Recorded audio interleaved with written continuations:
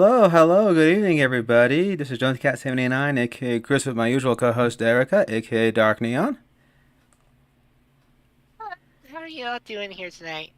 Yes, and yeah, we're back with one of these. We did hint way back when that since all the big movies we were doing were all done, that we might not talk about anything for a while until the big ones come out again in the later the year.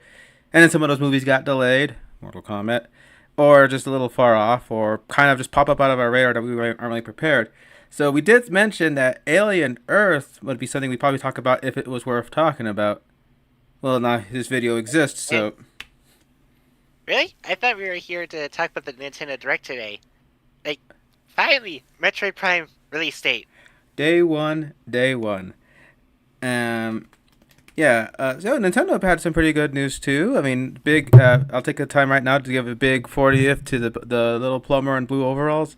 Uh, just practically one of the first big faces of gaming, up there with greats like Pac-Man, Dig Dug, and all those guys. But Mario, what can be said about the guy? But I don't want to get too sidetracked. But nice direct today, and yeah, I'm here to talk about Alien Earth because we've been watching it since its premiere in August. And It was basically a little birthday gift for my little co-host over here. He's sporting his Wayland Utani hat there. Corporate shell. What?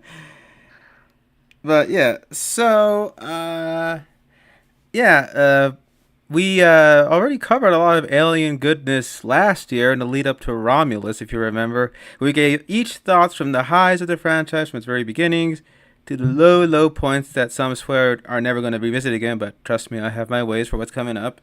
But we ended up seeing that this was a series of great variety, and even in some of the dismal entries, there's always something of interest. Even the ones that are just soul crushingly depressing with bleak endings where the bad guy actually wins, there's still something in our revisits that we go like, huh, there is something here. Or in the case of Requiem, it was pretty much the last straw to say, bro, no matter what, I am never going to watch this again with you. This is my final take. This is courtesy for the marathon, but this is it. This is draw this line here, no further. But yeah, anyway, so but we did do the alien stuff.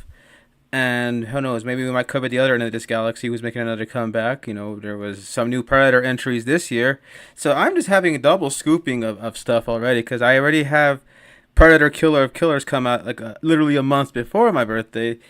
I still need to see that, so it'll be refreshing for him to revisit and for me to get into.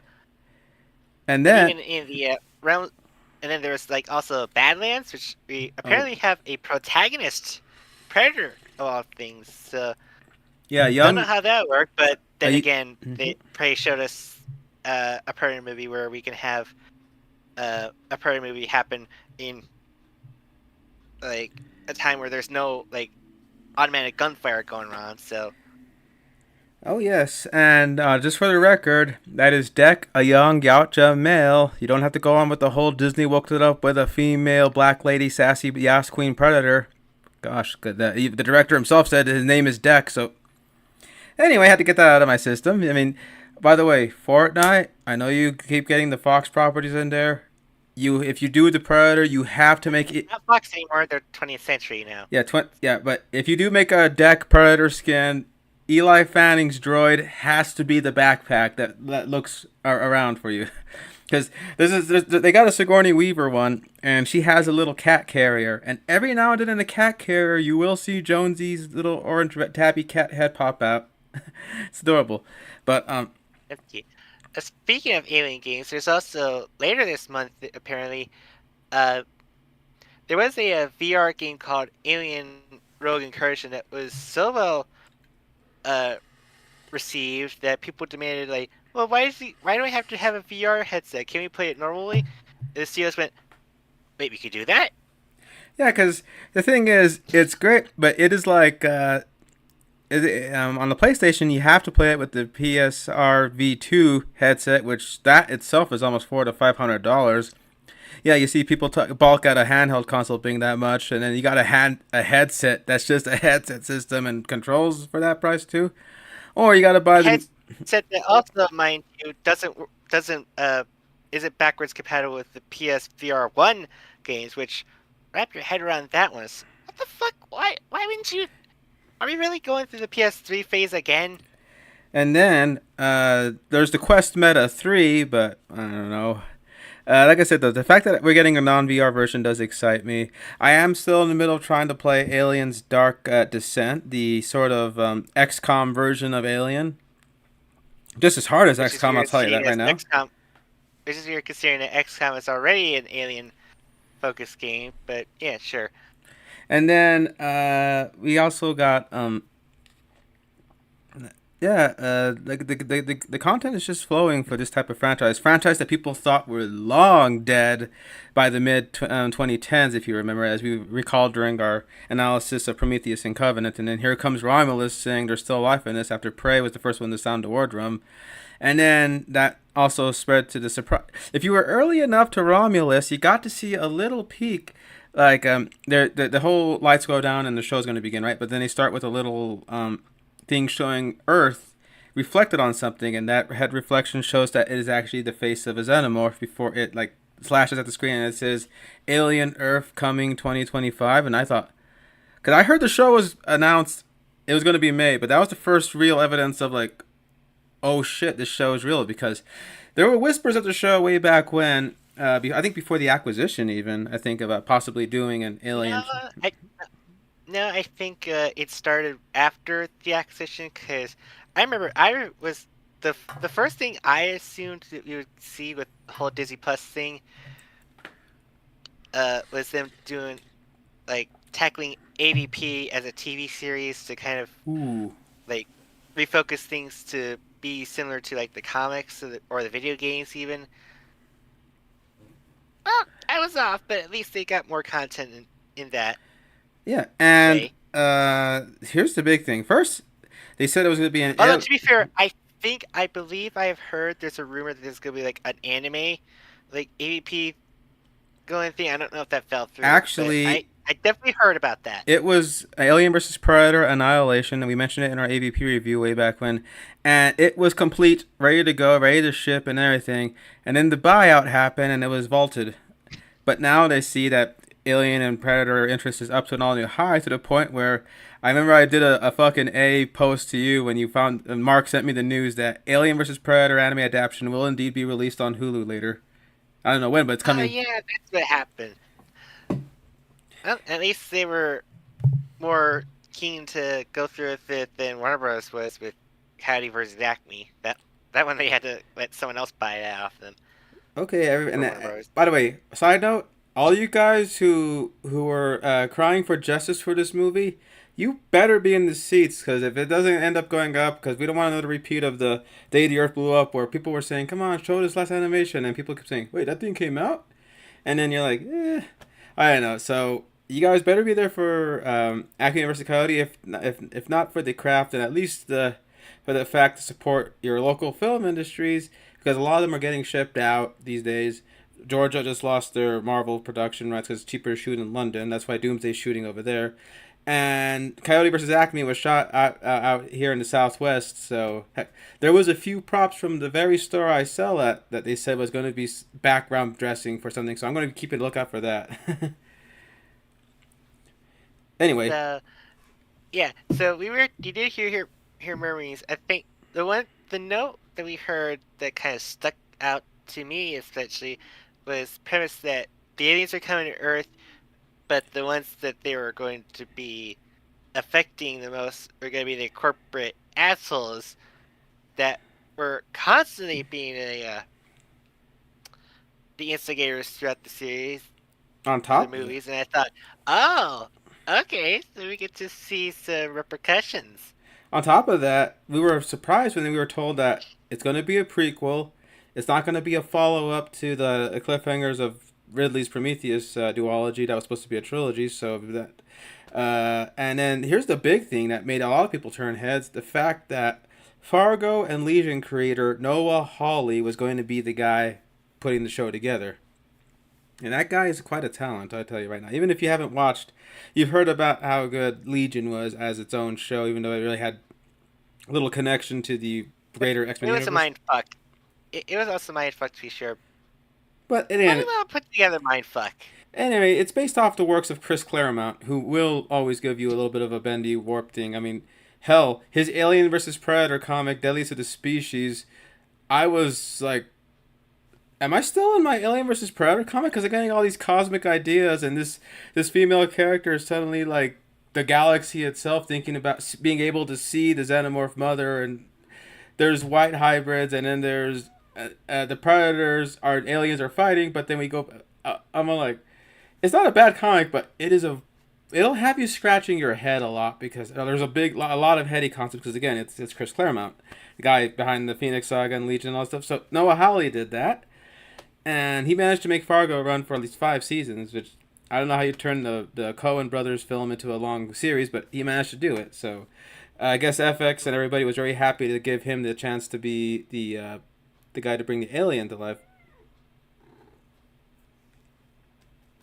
Kitty. And yeah, so we basically have that premise, and also we are so another thing to know is that even though it's a TV show, it's well technically it's a streaming TV show, but it's a streaming simulcast with the TV outings. But even then, TV nowadays is actually starting to get around to getting the proper budgets if they know they're focusing on like a franchise is big, especially like to kind of compare to think back to the Chucky TV series that's going on. The effects of the Chucky doll himself are pretty like up to the standards to like the movies at the time. So it wasn't like a cheap thing going off. It wasn't like a cheap lighting set like a I don't know something like a I'll, Freddy's Nightmares I'll tell spin-off you a TV show. show. I'll tell you a show that it tried to be lofty, but its budget was just holding it back like crazy, and that would be Oh, you're gonna Tremors. bring up the Dune. Oh, I thought you were gonna bring up the Dune sci-fi Ooh. Although I still laughed show. that Duncan Idaho had the same expression as Norman going, "Oh," realizing a missile was heading his way, and I went, "They blew up Duncan, Idaho." Anyway, I think I did a whole spiel on that when we were talking about Dune, but yeah, like you'll see series where the ideas are big, but the budget will not allow So for that it. would be something to try to get to. And then there was but Sci-Fi Channel series is not an excuse because they can also churn out stuff like Battlestar Galactica. The revival of that one I heard was stellar. So in the hands of the right showrunners and the right budget conscious people, you can have yourself some truly great television. I mean, I think it was around the 2010s you started to see prestige television really turn around because we had like you know, Heroes. I remember that being one of the few shows where I thought, holy moly, the effects on this show are really feeling as lofty as something you would see on like X-Men or Spider Man. So Heroes was a good step in that direction. Lost kind of had that type of exotic vibe, despite being stuck in one location for a while. And then you got to the big dogs like HBO putting out stuff like Deadwood, Sopranos before throwing their hat into fantasy like Game of Thrones, where they would spend millions and millions of dollars just to make those dragons look as best as they can. So the time of saying looks like a cheap TV show is more of a distant memory. There are still shows that'll have that look where you go like, yeah, you kind of have it. But we ever to the point where there are fan films that look almost just as good, if not better, than your standard television show these days versus how it was back in the And day. like and like now and like nowadays we have shows like video game adaptation shows like freaking like Secret not Level. not the least to say well I was gonna actually say The Last of Us TV show. We still need to finish season 2. I guess spooky season will guess. Oops. I think your call froze. One moment. Uh, But also hmm. it looked you know the you know the English. What's English word? Cheapness of Bethesda these days. Oh, right, right. 16 times the details. Yeah, but I heard that the Fallout show was just. Then again, that one had Amazon money behind it, and you could argue that that Alien Earth had Hulu money behind it to really, because don't forget Hulu before it got bought out was one of the like the top guys who could be seen as a competitor to Netflix. Oh, let's not forget that Netflix themselves are producing a lot of top. I mean, they produce cheap stuff now and then too, but they'll do a lot Like of shows. Stranger Things, Wednesday, Squid Squid but Games is imported, but still they managed to really make that their thing. I mean, yeah, you still get your and cheap ass stuff. Like you still get like that War of the Worlds Ice Cube film was worth all the memes, to be honest.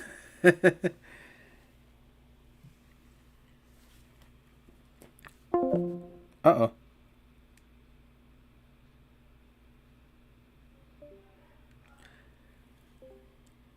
You kind of dipped out there.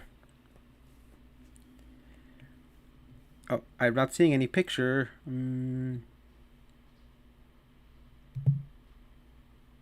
Oh, there we go. There we go. I got you back on. Sorry, I had lost you for a second. yeah, I had to quickly hang up and recall again.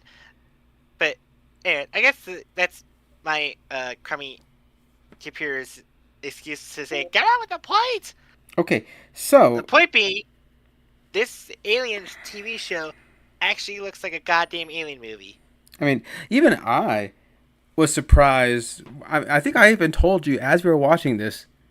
This is a TV show, and I know exactly the moment when it happened. It's when after in the trailers you see that there's a crash. There's a part where one of the main characters is getting out from a carrier.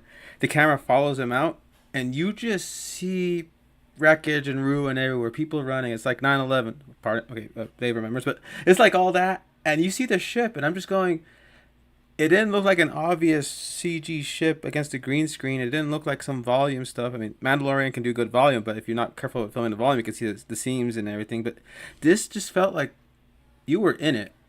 And let's keep in mind the Alien movies themselves are not these high budget like $200 million plus things usually. Hell, the first movie cost $8 million to make way back in '70s dollars. So I think if you're really good at budgeting, you can really put the money on the screen. And I think Alien Earth succeeded in doing that.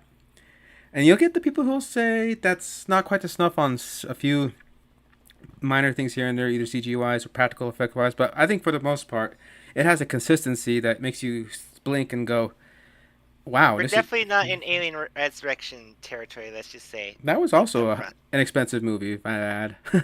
It actually had more budget.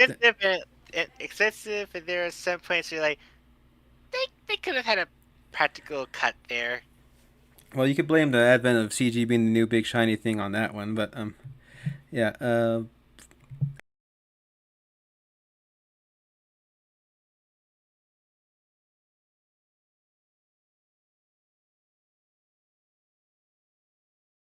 So, the like I said, I mean, I we'll bring up when we talk about reactions, but anyway, the story of this idea is that uh, a deep research vessel sent out by Weyland-Yutani had come back with five, dangerous specimens, had suddenly crashed, landed onto the Earth itself, into the territory of. back up. 5 specimens? So, but we got, like, 5 xenomorphs? That's what you're saying, right? No, we got five different critters, and oh, my computer's starting to act up now. One moment.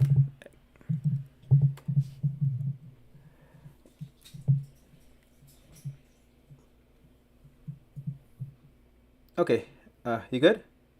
Yeah, I'm so good.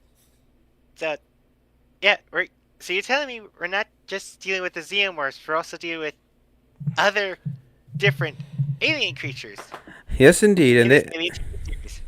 and the advertising was quick to show us on that, so that's why we were like, oh, we're going to be dealing with more than just aliens being the only threat here. And because let's face it, we know what a xenomorph does. We've seen what a xenomorph does, and we expect what a xenomorph does. So how are you going to get tension out of that if you're someone who's already intimately familiar with the xenomorphs? And if you make them Well, drastically different, then when do they stop being xenomorphs? I mean, like, we were able to say, like, well, there's different xenomorphs depending on the hosts. Like, you think of, like, back to the Cantor you have, like, your Chargers and, like, Alien 3 where it's the dog slash the cow one, depending on which version it is. But yes, And then all the mess with the Prometheus slash Covenant ones, which and had different. ones. I think that's why they kept the Xenomorph as straightforward as possible because they didn't want to try to reinvent the wheel with that. Because last time we tried experimenting in the Ridley prequels, it was met with mixed reception. So I guess they were very cautious about that. So they brought in other creatures too. But so the idea is that it crashes into a territory owned by one of the big five, because right now governments have been eroded and only five major corporations are in charge of everything, and that includes the company of Prodigy. Bro, let's keep to the fiction here. We're not talking about the real world. Oh, this is the fiction. Oh, my mistake. Keep going. Yes, and the idea is that the Prodigy is on the verge of a very big breakthrough in trying to crack the code to immortality. Because heck, right from the get-go, the show tells you that there are three ventures that the companies are trying to do for immortality. You got synthetics, Bishop, Ash, replicas of people. You have the cyborgs, which are partially human, partially mechanical. So we have yet to see those in the series up until this point. And you have Although, actually, you have to wonder, maybe at one point, maybe Call was secretly a cyborg, but she tried to pass herself off as a synthetic to... well, she's actually a second gen synthetic. That's what they mean. But yeah, the and the third thing they mentioned was hybrids, and that's where the crux of the series follows, and that Prodigy is working on making hybrids, which are human consciousness uploaded into synth bodies rather than being, just AIs made to act like people, but most of the time they don't. I mean, you give them too much personality, you get David, and sometimes you get good ones like Bishop, and you get twitchy ones like Ash or Rook. So this was a new frontier right there. But there's a few snags. Yeah, namely that their first initial one has some priorities in wanting to reconnect with their old family, who at this point thinks she's dead. I mean, technically she is, but her consciousness isn't. It's a messy, complicated story. But basically, she finds a way to get an excuse made to interact with her brother, as he's one of the members of a rescue unit that goes in after the ship crash on the Prodigy City. So you have Prodigy that are making these human synthetic hybrids using conscious uploading thing and conscious uploads and all that stuff. And it runs to the morality of, is this, will this work out? And they ask questions of like the ship of Theseus, like saying, okay, we replaced all the body of these sickly children into these more, advanced synthetic robots, but, is it still them or not? So you got all that stuff going on. And then you got the ship crash full of all these dangerous specimens running around. And not just your run-of-the-mill xenomorph either. There's some creepy stuff on the ship. And you also got a lone survivor of that ship trying to reclaim that precious cargo because it's part of his mission back for Weyland-Yutani, who's not going to be happy about their ship crashing into someone else's yard. As the character put it, this ship is a baseball, and it's landed in my yard. So, yeah, that's basic premise. So, one company sent the ship out, the ship crashed, the other company said, well, it's on my yard, so find your sleepers. And Weyland-Yutani is not going to just sit idly by and let their 65-year mission go foobar just because some rich boy said so. So that's where the crux is, the conflict. Because, yeah, we have humans versus extraterrestrial forces like xenomorphs and all the other parasitic organisms. But you have all this corporate infighting, which is my bread and butter. Like, oh, my God, there was a scene in the later episodes where I was just like, I might as well have been watching a boxing matches, but there was no punch being thrown. It was all... It was kind of like, what's the underground called in the John Wick universe? Like the Continental? No, that's the building. What's the underground? Oh, yeah, the society, yeah. The high table. Yes. High table. Where they have the high table meeting between John Wick and, like, the asshole in part 4. Well, yes, but it is a lot like that. And like I said, though, this is not I mean, some might, for their taste, find it a little slow and uneventful, but a lot of stuff happens at rapid paces on these episodes. And let me say another blessing for this show right now. They actually give us hour-long episodes and none of this 20 minutes episodes that we space out with ads. Looking at you, Disney Plus, and some of your other shows. To be fair, we did have to kind of wait between ads. Well, specifically, I'm the one that has to wait for the ads. Bro can watch these things seamless all he wants because he decided to pay a little extra. But I only paid extra for Netflix and Max after that it took the subscriptions away for us. But yeah, so the pardon, this thing's acting a little funky again.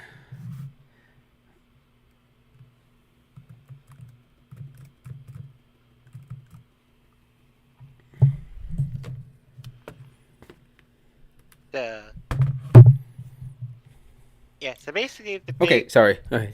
switch is that all these episodes feel like mini movies essentially, Oh, which especially the first one. which essentially pulls into how Jonesy reacts to like, oh my god, these are basically movies we're watching. Oh, most definitely.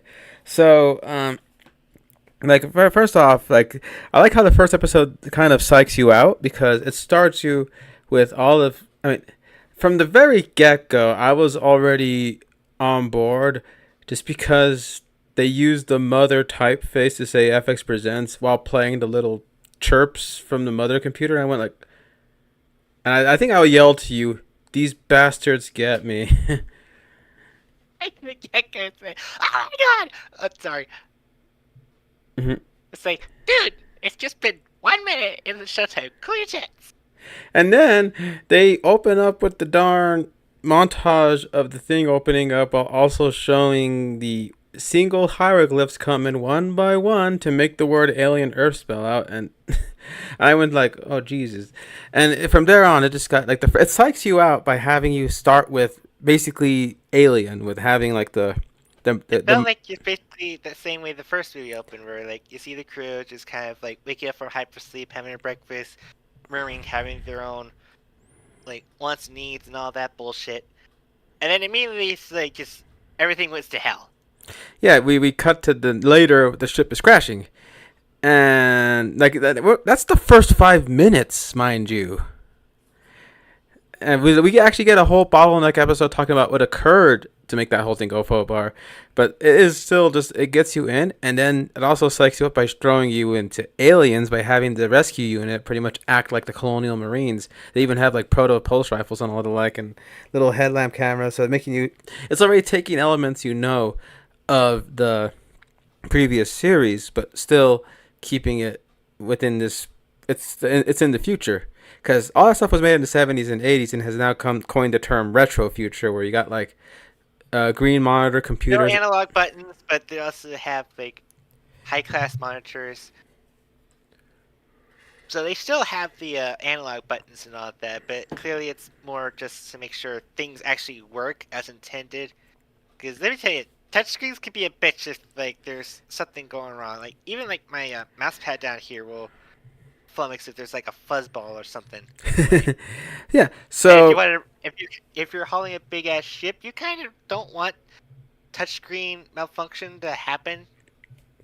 all right, so we probably should break down some of the characters, because I think we were already worried about if this show was going to like tear our hearts out from the get go, and it kind of does. And it's a slow build, but not in like a boring way where you're waiting for stuff to happen. Because like I'm saying, stuff is always happening. So we could probably get into the character build up. So we got our primary cast, the first person we ever meet actually, and that would be Marcy, who gets transferred into the consciousness of a new hybrid body, and is named redubbed Wendy. Played by, actually, I'm going to pull up the cast list real quick just so I can give everybody their due, because everybody on this show has, like, stuns me with how well their game is, especially with how often they've, you know, hit it out of the park. So we have, I'll be almost surprised if you don't jump for joy if you see their uh, names in like future projects to like, oh, movie has this actor I want to see. I don't care what it is. If they have them in there, I want to see it. There's already one guy I told you where I'm like, man, this guy's so good at his job. I'd want to see him in future projects. He already knows the guy I'm talking about when we get to that boy, who's actually next anyway. But we got Sydney Chandler as Wendy, who, might I add, says that she finds it ridiculous to compare herself to past alien heroines like Ripley and stuff because they're in their own league, they're in their own catalog, and she's not trying to be like the next Ripley or whatever. So she's got a little bit of humility in terms of that. Technically, she could agree that she's like compared to a Ripley, more more so the Part Four's Ripley. Yes. Technically wasn't Ripley, but more like a clone, and it was just kind of like acting aloof. Yeah, but we have, like I says, yeah, Marcy was a young girl who was very sick and was promised by her caretaker that this will make her better. And you got the everybody doing their little medical science along with kind of making. If you ever been to an eye exam, sometimes they'll have you say like they have like a little cartoon owl on the back and will tell you, "Well, you focus on that owl while I go ahead and do test your peripheral vision." And that's what it reminded me of by having her sit on the table and watch a big old screen playing Disney's Peter Pan, which, might I add, the facility that she is doing this at is called Neverland. If you don't get it, the whole Prodigy project is literally a metaphor for Peter Pan. Which the big deal with that. Throw it in your face. Which the big deal with Peter Pan is that, Peter Pan and co never really grow up. And here you have these young minds being put into bodies that will never age, they'll never grow old. In a sense, you got, the Peter Pan people like the Lost Boys and such like that. Even though in the story you find out, yes, they do, grow old and get cold off and everything. But Sydney Chandler plays Marcy, Wendy, plays Wendy. Really, with this childlike curiosity, she has super strength and it's very. If anything, her energy kind of reminds me of Alita from Alita Battle Angel a little. Man, that thing like deserves to have a sequel made. Like, James, like I know you're working on Alien, Avatar and all, but please fund the sequel to happen. Yeah, I mean, in between. At least do it for your late friend John Lando, who passed away this year, who was one of the big producers behind Alita, who was pushing for it to happen, might I add. It's been with James since Titanic. Like that's one of the few anime film adaptations that I feel at least got the source good. So the thing about her is that she plays her inquisitive and curious, but also trying to be like, a role model for the rest of the hybrids. I mean, when she first meets them in their pre-hybrid bodies, she's like playing with them on her arms with super strength, letting them support her and spin around like a carousel. So she already has that big sister energy, which is natural why she would be dubbed Wendy. And if I recall, when she was going to be put into her body and the Peter Pan footage was playing, she decided herself to name the body Wendy because she says she looks like a Wendy. And I thought, well, can't argue with that. So what? She went with that name and then the Boichi is decided like, I'm gonna run with this theme. I can see where this theme goes. Yeah. So once she's very eager to put them into the mission when they hear that a ship has crashed and that her former brother is now part of the rescue team going after her, and she's been trying to keep into contact with him. And even though the whole thing is that she's considered dead in the eyes of the world. So, of course, she's very eager to go out there. And her sort of not really a caretaker, but her, I guess you could say mentor, but also superior, synth droid Kirsch is the one giving her ideas about how, this is really... the elephant. Sorry, yeah. I just really, really excited to talk about him. Oh, yeah. He's talking about how she used to be food like the rest of humanity, but now that they are in these bodies that supposedly never break and everything, it's now their job to watch all that stuff, like what synths do. Synths are just programmed to observe and watch. So that makes her think about, okay, well, what am I in the grand scheme of things? Because I think it was even Kirsch tells her, you think you're people, but you're not people like you usually are. So she finds out that she has great strength. I mean, heck, she uses a damn letter opener as a katana and has to fight some, nastiness on that ship. And Then after a close encounter with the Xenomorph, where she freaking wins off screen, she is taken out offline for some malfunction because she's still kind of like a synthetic, so they do have an off switch. And when they reboot her, she has a little bit of a sensitivity to the frequencies in which the Xenomorph communicate. Like, guys, you don't hear that? Yeah, Hear what? and yeah, because even before they go into the building, she kind of could hear the off cue clickings and coos, and she's like, "What is that?" And they mention how she has a little bit of a her frequency range can really listen to stuff. So she kind of becomes sort of a conduit, like a sort of window to the viewpoint of the creatures, especially the xenomorph that she ends up forming a kinship with later because of stuff we'll get into.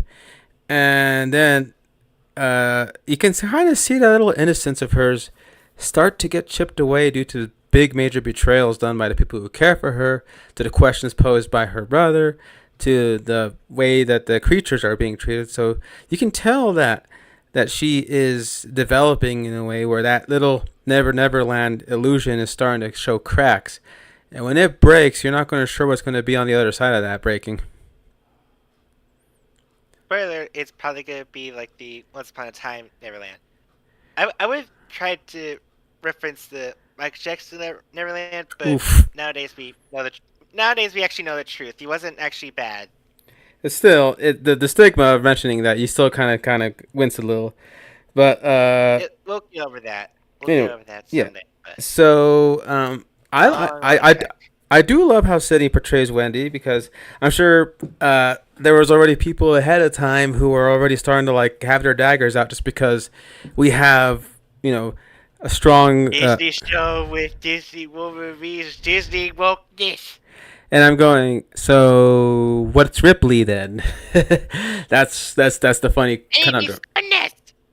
Yes. So but I think she's starting to win people over, and she does do the childlike naivety well. I think the other ones kind of go more into that depth, so you can definitely get that Wendy is the big sister of the whole group.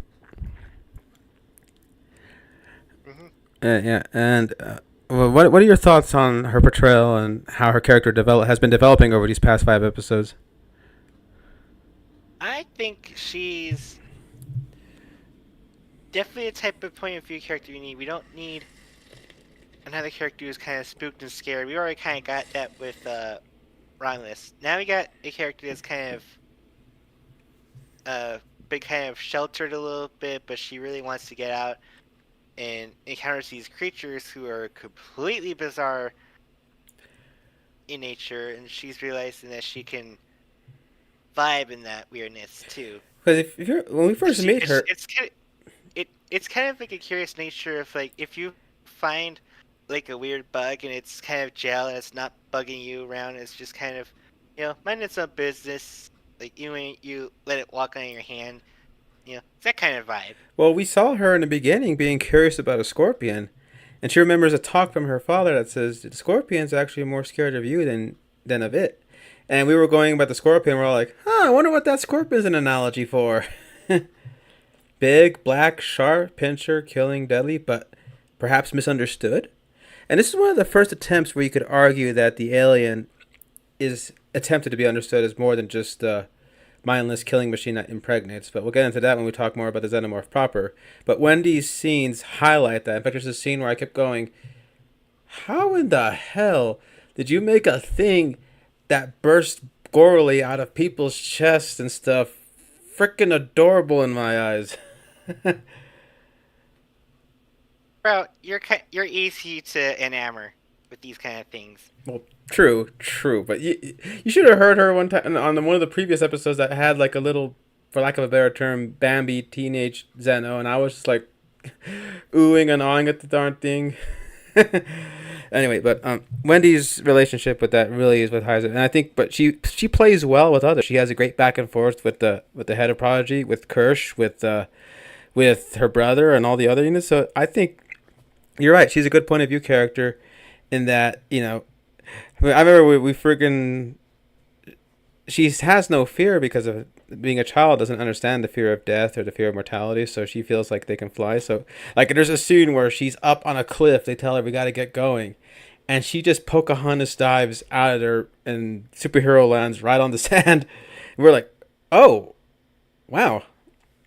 So she's not like in your face about things like if I could compare her to a character slightly, maybe Miki Sagusa from the Heisei era in her later years when she was pro Godzilla is kind of a vibe, but she doesn't go too far into the pro alien camp, if that makes any sense. All right, but we should probably talk about the First, net. every good hero needs a good foil. Well, to be fair, this foil is the one that gave her the means to live again within this body. But boy, howdy, this is one of those rare times you get a villain that you just love to hate. Oh, this is Samuel Blinken as Boy Cavalier, the CEO of Prodigy and one of the world's youngest trillionaires. We got to a point of capital in this universe where trillionaires are a thing, where they got practically. I think there's that's even brought up as a point when they try to even bribe him with more money, and you go in like, that would mean something if he was hurting for money, but this is a guy that has no want. And he is played wonderfully by Samuel Blinken, who, oh my god, this guy just. The more I saw him, the more intrigued I became by him. And he was doing some icky, stupid stuff where you're going like, any other guy, I would be like, oh, they're really laying it on thick. But his nuanced way of doing it, I. I think the best way to describe it is imagine Elon Musk, but you actually are charmed by the guy. Yeah, because I'll say this right now. I want to bring this up to a little side tangent. How I think before reality set in, we always had the myth of the techno bro, of the self-made billionaire that is like, you know, not only are they forward thinking, but they'll carry us into the future with their inventions in tech. Your Tony Starks, your industrialist, all that stuff. Like, we've had this enamored view of, oh, these are the guys who are going to put us on Mars, and you would hear them do stuff, bold stuff, talking about like, we're going to upload your consciousness into computer chips, we're going to have self-driving cars, we're going to have flame, like, they promise you the world. And then the more you grow up, the more you realize that some of these guys are all behind them is a team that gets little to no credit, and it's someone else's ideas that they're kind of going off the wheel. Like, because we have, I think the idea of the futurists that we can all get behind kind of wavered when Steve Jobs passed away. It was completely shattered by the reality of, when we put them in the last few years, when you see guys like Musk make super incompetent decisions on his own, where you're going, and you're the genius.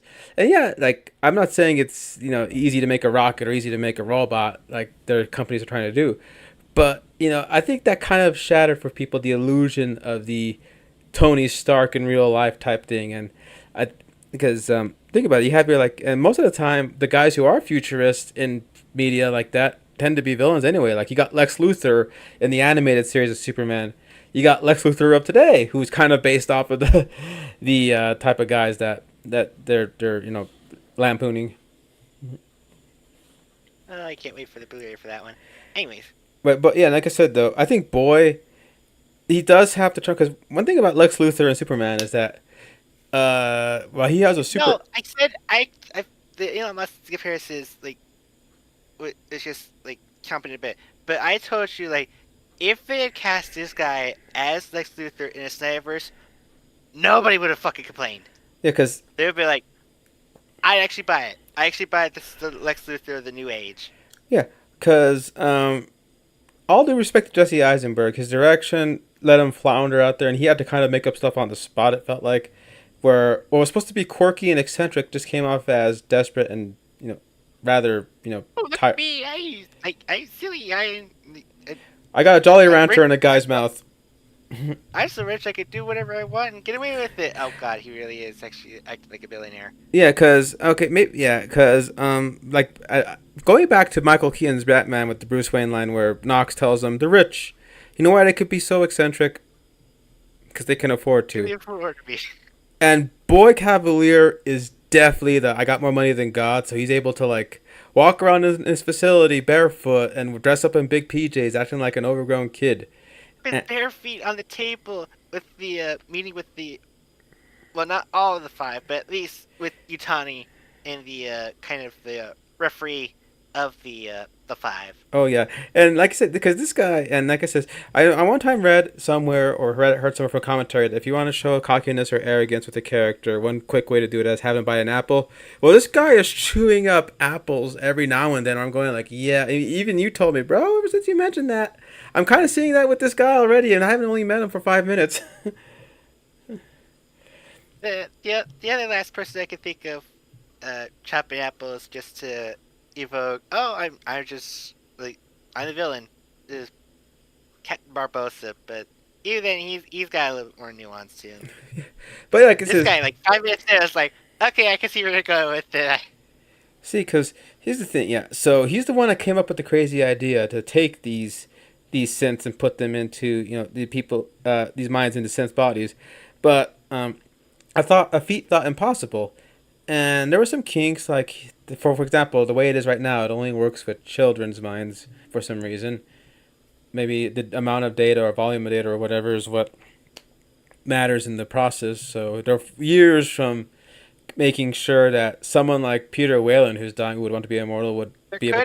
could actually be it could actually be with the actual way that children's minds like apparently as so far as you know, um humans' minds like stop developing at a certain age. So at when they're like young, their minds are more malleable to kind of like reevaluate and reaccentuate to their surroundings, whereas an adult mind is say, okay, now my arm should be like focusing like this way. Yeah. So yeah, and because he said this, his goal wasn't to end death, to live forever. No, he said his goal was to go ahead and try to talk to somebody that he can find smarter than him, and that's why he made the hybrids to see if they would be that road onto transcending humanity in that way. Because he's kind of bored by humanity as a whole. Like he's got more money than God. He's everybody in the five, all these squabbles and stuff, and he's just thinking, body. There's got to be something better than this, and he decided to go ahead and make something better with this whole hybrid project and everything like that. So when the prospect of these shiny new dangerous specimens from outer space that have unvast potential come into his mind possession, he kind of Andy, I don't want to play with you anymore. The hybrids a little bit when puts all his focus into the deadly xenobiology, much to Kirsch's chagrin. You can tell Kirsch Although probably. not, although not to say it doesn't have his interest in the hybrids, because between Wendy's vibing with the xenomorphs or shoot, which one was it? It's not Nibs. It was Curly. what's her name? Curly Oh, who can speak is French? Yeah. actually being pretty smart. Like right down to actually speaking French, like right to his face. It's like I see if my equal. This should be fun. And he says like you're almost my equal, but you're not. And the thing is, she kind of we'll get to her, but she kind of wants to really impress him. But like his thing is, he really knows how to play with people in a way that gets them to act in the way he wants it to, in rather subtle ways. And you're going, oh. And I said the scene with him and Yutani in the arbitration meeting practically sells you just like, I see how this guy became a trillionaire. Because I'm thinking, oh shit, he's got him in a headlock, that kind of thing. And I know there's some people who keep saying, "Oh, well, they're definitely really making fun of the Vicente." Okay, we get it. He's making fun of these guys and that guy, but uh, we all know that he's setting himself up. It doesn't make it like any less true now, does it? Yeah, he's setting himself up for a super big ass karmic response from the universe somehow. When his comeuppance eventually comes for messing with this, either at the hands of the hybrids or at the hands of his xenobiology project, he's gonna meet. He's gonna come crashing down to Earth in such a I way got that. I'm gonna laugh if it turns out he actually gets away with it. It's Oh like, God, actually, well, that's a whole island out of my budget. Oh well. actually, I would actually give him. Well, maybe we'll say that for our predictions. But if that does happen, where Guy Cavalier makes it away from all this, I would be surprised. But then again, that means I get to see more of him, so I still win. I don't know, because Samuel Blanken's way of portraying him, he'll read the questions to them and he'll do a little quirky bit. You go, oh, and then he'll like he does he really plays up the Peter Pan analogy to everything. My And dad actually like sporadically bringing up like just reading inserts from the original Pure Pan book. while reading it to the children as they sleep, the hybrids while they sleep. So yeah, and he is not stupid. He does stuff where you go, he might be foolish and headstrong, but you can tell like, okay, this guy kind of knows, what he's doing a little, and that's kind of makes him. He's got the incompetence, if anything, comes from his arrogance of being so sure he's got everything under hand because he's not 100% perfect. Because he did one part where he quoted a line about magic attributed to Arthur C. Clarke of 2001: The Space Odyssey, and instead attributed it to Isaac Asimov of iRobot and Foundation fame. So you're going, it totally reminds me of Alien Covenant, where David was so sure in his superiority of an intellect of knowledge of everything that when Walter decided to quote the rest of the poem of Ozymandias to him, he attributes it to the wrong author. Even me, who read in literature, went, "Wait, that's not the." He gave it to Byron. I'm like, "That's not a Byron story." And even Walter tells him, when one note is off, the whole orchestra falls apart. So here's Boy Cavalier quoting a famous quote, thinking, "Oh yeah, I'm so smart. I can't even say that this is just like magic, just like Arthur C. Clarke said, Asimov said." And you're going, "Hold on a sec. He's kind of tripping on stuff that he's too proud to see," and he says it because there's nothing more interesting or frustrating than somebody who says the wrong thing with their chest 100% confidently. Where you're going like when someone tells you the sky is green with like the assurances that they believe it in their heart, you kind of have that Edward Nygma from Hush face. Hmm. But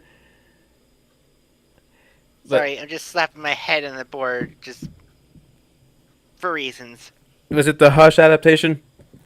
No, just the way you describe it, like so just be so adamant to say one thing even though they're completely off base. But they say it with such confidence that you stop and think, are they right? And before logic tells you, of course they're wrong. But yeah, but that's kind of the stuff Boy Cavalier exudes, and I think Samuel Blanken's he's very charming in this role.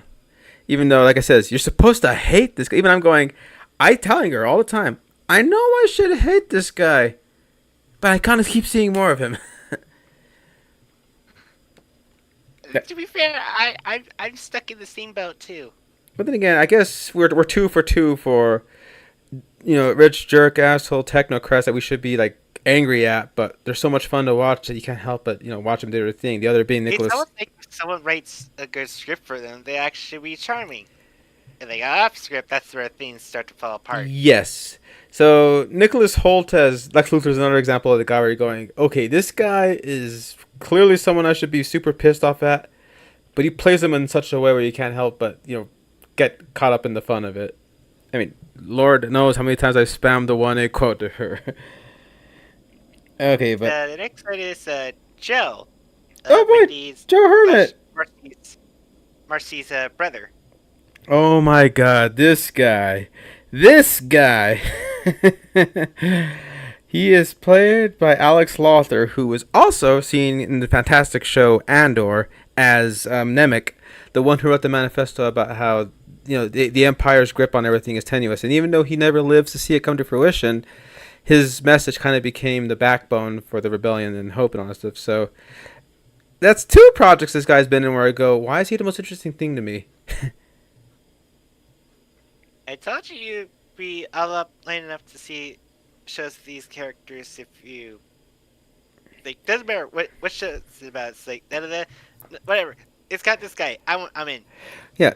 So, because when someone mentioned Nemec on social media from Andor, and I went, wait, I looked at this guy's filmography, and I go, that's why it seems familiar. Because what's funny is he kind of plays them. Okay, now there is one small complaint people seem to have against him is that the guy does seem to have a hell of a plot armor when it comes to being face to face with the deadliest creature in the universe. But I guess that's to Well, an to be aim. fair, even Ripley did too. So But yeah, I mean, for God's sake, so lady went through these things 3 times in a row before she said, "Nah, I'm gonna split out Lava Pit."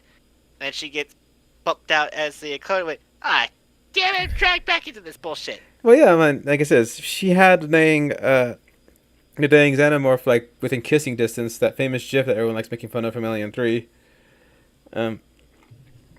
So Hermit, is a guy who he wants to go, you know, do his schooling, finish his schooling, and perform medicine on Mars and stuff, which was his father's dream after his father had passed away. And he says he stopped all his schooling because he wanted to take care of his dad because he was the only family he had left after Marcy had quote unquote died. And Marcy had a That he hand. hasn't met his quota, which uh, same same damn rabble we had heard in Romulus. Say all about quotas. Like unless you fill this quota, you can't have your own free time. Hmm. And turns out Marcy had a hand in denying that quota step to give him a further 3 years of continuing his service for Prodigy, because she was afraid of losing him because she was able to interface with the machines and be able to like talk to him. Well, indirectly, he didn't know he was talking to her. So she kind of blames herself for the situation Hermit finds himself in. Hmm. And but the thing is, he doesn't seem all that. In fact, if anything, he's focused on helping people, but he kind of has a sort of a distant gaze at him, and to the point where I ask, he feels like he's spectrum coded, where he might be a little bit on the autistic side. I kind of got that vibe from him just from the way he was like observing stuff going on in the shuttle, in the crash ship. Hmm. And of course, he's the guy who gets to meet the Xenomorph like up close and personal first amongst the military unit. He has a Luckily we had a punchline of a party that appeared to not realize that a gigantic spaceship just crashed like in the basement underneath their building. Oh goodness, you could not stop laughing. It is one of the most what the f moments ever where you laugh where a xenomorph is chasing him. Ah, He opens the door and then you uh, see this guy in a foppish outfit pop up with curly hair and makeup and powdered wig and makeup and you're going, even I think we and you yelled, huh? I think you actually said verbally, what the fuck? but then I just recoiled back and say, "Oh no, this is this is what I've been hoping to see when they announced the show. It's like you're gonna see the aliens eat the rich." Literally in this case.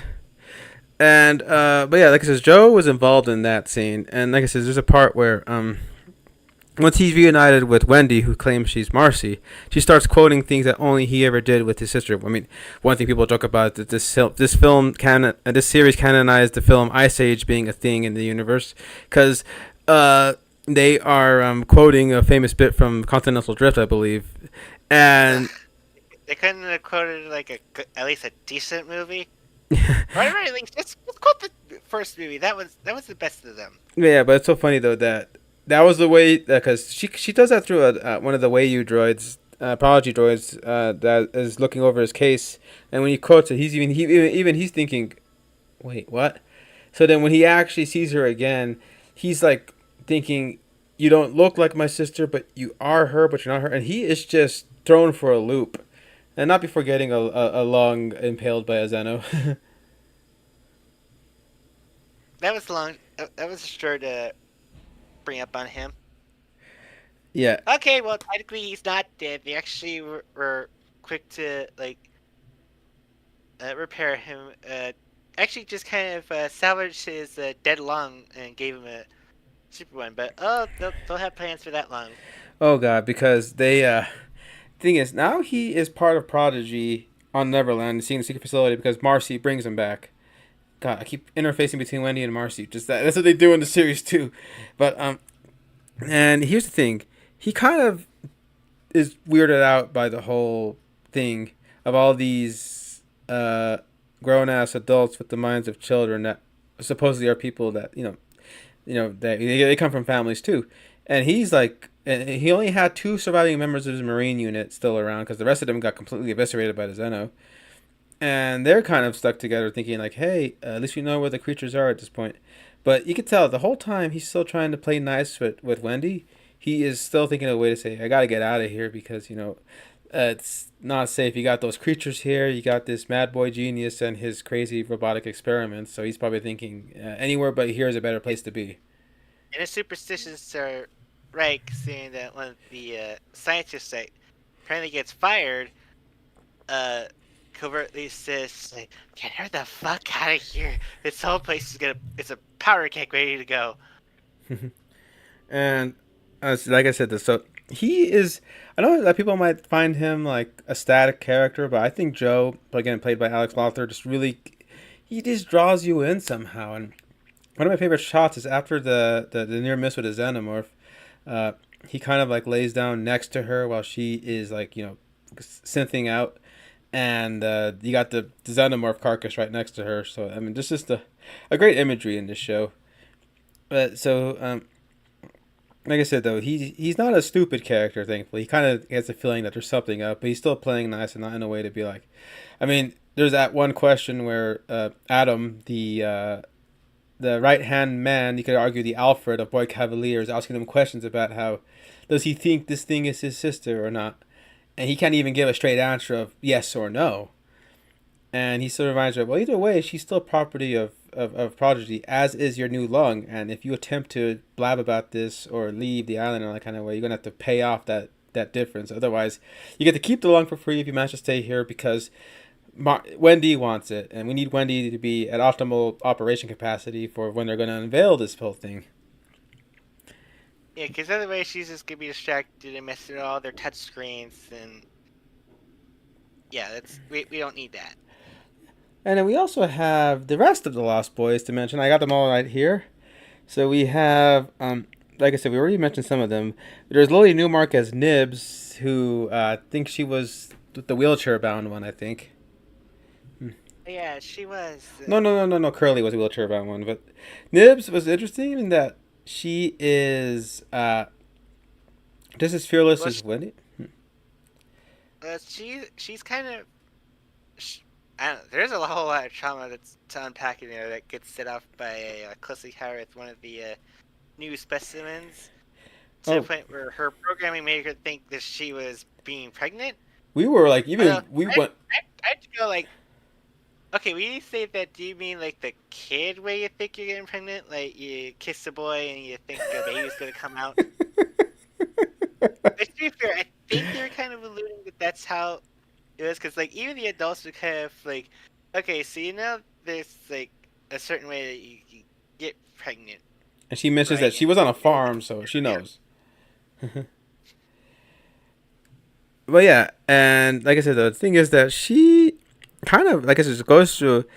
There's even though they're in adult bodies, these are still children's minds. So coming close to close encounter with a big alien nasty is bound to mess you up in some way. And boy, does she mess up a check.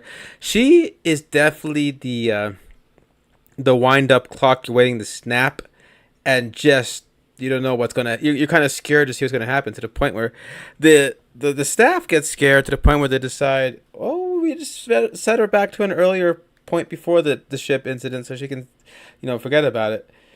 And even we're going.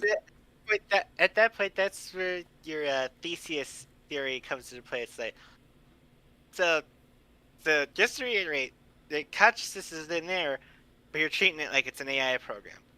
So is he even still a consciousness in there, or is it just basically his program? Well, hell, I think I don't know if you put Arthur in the thing. But we got to get to him. No, he's probably not. But since he's part of the whole thing, we'll probably mention him.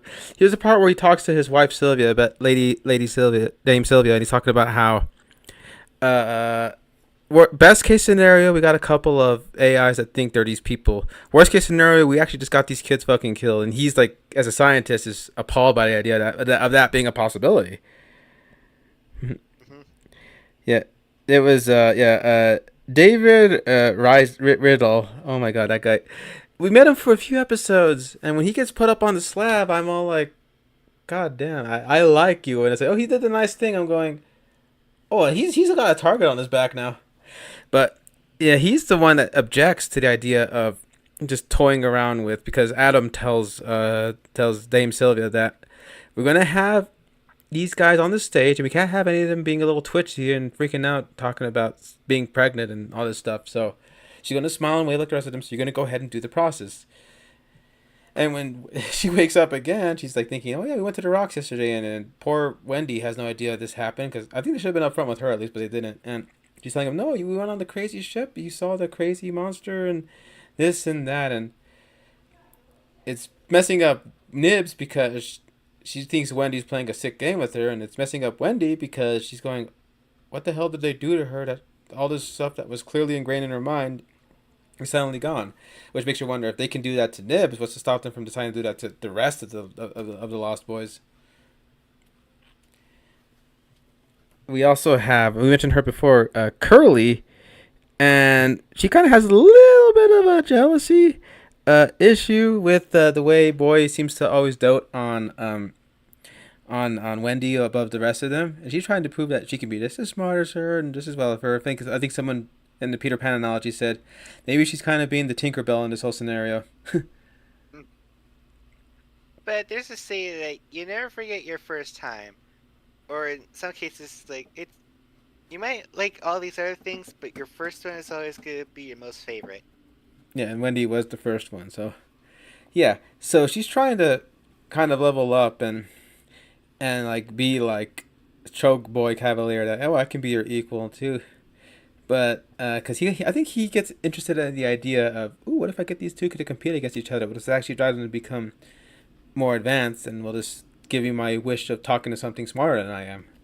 Because he mentions how yes, you have all this programmed AI intelligence to help you with the encyclopedia of knowledge and stuff, but you're still just a kid. So he's wondering if that can be that potential can actually go. He keeps talking to everyone, especially Curly, that you're just full of this untapped potential, and he wants to see can you get to that. She is portrayed by Arana James, and then these two are so funny. We have I'll put them together since they're always seen together. We got Jonathan Ajayi as Shmi, and Oh no. he knows I'm going, and his best friend Slightly, played also known as Arush, played by Adarash Gorav, and these guys 100% nail the kid mannerisms where you kind of forget that they're 20, 30 somethings playing kids, especially when they do the way Smee pouts at times. He says, "You never want to talk anymore," and that stuff. I'm going like, that is kid behavior if I ever saw it, and it's almost adorable. He says, "Oh man, you missed the scary eye monster up there." You go, "Oh man, I was down here watching the omelet," and it's just like you kind of go, "Oh." I know some people might find the kid acting like, "Okay, you guys are really laying it on thick." Okay, we get it, but I found it endearing, especially between these two, because you do get a sense of like, "Oh, these guys are bros, they're friends." So when one of them becomes compromised and is dealt with a horrible task, it starts to mend their friendship. You start feeling a little bit of, "Oh, that's awful." Oh god, when we get to another Yeah. character, we definitely have to talk about slightly more in that really. But I mean, they all get the kid thing well, but of the group, I think these two are the ones where I can buy it. Like, yeah, these guys are children of mine uploaded into adult bodies, and the way they just interact, you're like, wow, that really does sound. That we don't really get a lot of them by themselves. I mean, we get slightly more, but Shmi, he's kind of he's only in relation to slightly do we get to see him a lot. So but I really do I really do get a kick out of them. And then there is Poodles or yes, Isaac, as he I. tried to rename himself, played but he's also played by a big deal actor too. See, Nibs, Curly, Oh, Gorga. he was Darwin, I think. No, I'm thinking Kit, someone yeah, else. yeah, it was Kit Young. He played Toodles, and he wanted to name himself after Isaac Newton because they do bring up a point about how come we never got a chance to pick our names. But he was famous for Shadow and Bone, that show. So but yeah, like I But I said, think even more so, he was also famous for playing a very nerfed Darwin in Exeter First Class. no, no, Oh, I'm thinking someone else. you're thinking of Oh Mr. no, Terrific. oh yeah, you tricked me into saying yes to that. Oh, I didn't. Yeah. Because, but sorry, because but yeah, like I said though, he was Midsummer's Night, Lysander, School Out of Darkness. But yeah, like I said though, we probably he's well done in his way that you could tell he's eager to please the guy he thinks he's is the coolest. In this case, it's Hirsch. Kirsch, and I really do buy the idea. Like this is like your like if this is kind of a out there analogy, but I can think of none of them better. Kind of like how um Peter Parker in the Spider-Man Insomniac game looks up to Otto Octavius. I think that's how Toodles looks up to Kirsch and the like. But I like that he was the first one to decide, can I just pick a name for myself? I mean, I am a grown up. And he decides to go with a very smart sounding name of Isaac, like Isaac Newton. And then I told you the minute I heard he named himself, I'm like, I think he just painted a big target on his back. And then, well, unfortunately, to tip of the spoilers, yeah, he's dead. And that's a good question too. Of, if the hybrids are destroyed, their physical chassis is destroyed. Is their consciousness or AI uploadable, or is that it? Another vessel? Because one of the proud things they say is how they cannot be broken, and these creatures they seem to thrive on only living biological entities. So they think that one, you got a kid's mind that thinks, Ray doesn't think about death, and two, you're thinking, I'm invincible, so of course you're gonna go ahead and go cavalier into these type of events. So that does lead to his end. When we talk about the specimens in detail, we'll talk about how he meets it in. But we're like, oof, that was really the moment where you're going like, okay, this show. Because even before we got to the first death of Ed the Lost Boys, you got very nervous because you think these are all kids' minds. So if any of them gets taken out by any of the monsters in any way, you're gonna be like, well, shit, they just killed a kid on screen. Yep. What one could argue that we saw their deaths during the transfer anyway, if what Arthur's worries indicate. But I guess we'll get that answer near the end of the show. And then we get to the other guy that I think I should hate this guy, but he is so well intrigued. And oh my god, this guy. This would be Morrow, played Cyborg. Babu Kisise as Morrow. And oh my god, does this guy put so much layers in. Oh, he was Lieutenant Cephala in Rogue One: A Star Wars Story. I think he was one of the background guys. And, oh, wait, he was in this X-wing, I think. But um, yeah, This he, motherfucker. he If you thought Ash was, or no, at least Rook was being like a manipulative asshole in Romulus, oh boy, oh, so did this I, guy take the cake? we have to pair him up with Slightly because during the encounter of the ship, he managed to get a little bug inside Slightly to get into his audio processors and talk to him directly to him, and it reads off like very, very internet safety prone Discord calls where you're going like you got the young, inexperienced minor character talking to someone who wants to get an aim, sort of grooming him toward a position, and you're going like, I was telling you, the more those scenes went on, there was a little bit of an uncomfortableness creeping in. But he's not entirely a creep. Really? But that's the thing, he's not entirely a creep too, because you get to see more nuance and depth in the way he talks to other people, like when he talks to Miss Utoni or when he talks to, the We crew. did learn that he did have family that died, Hmm. like before shipping off. So So it's like I said, because it could have been easier to make this guy like, okay, he's the guy we find out is a cyborg, because there's a part when they mention cyborgs, we're like, there's cyborgs in this series, and even during the shooting the shit, during the talking about the crew, mingling, they make fun of him being a cyborg a little bit.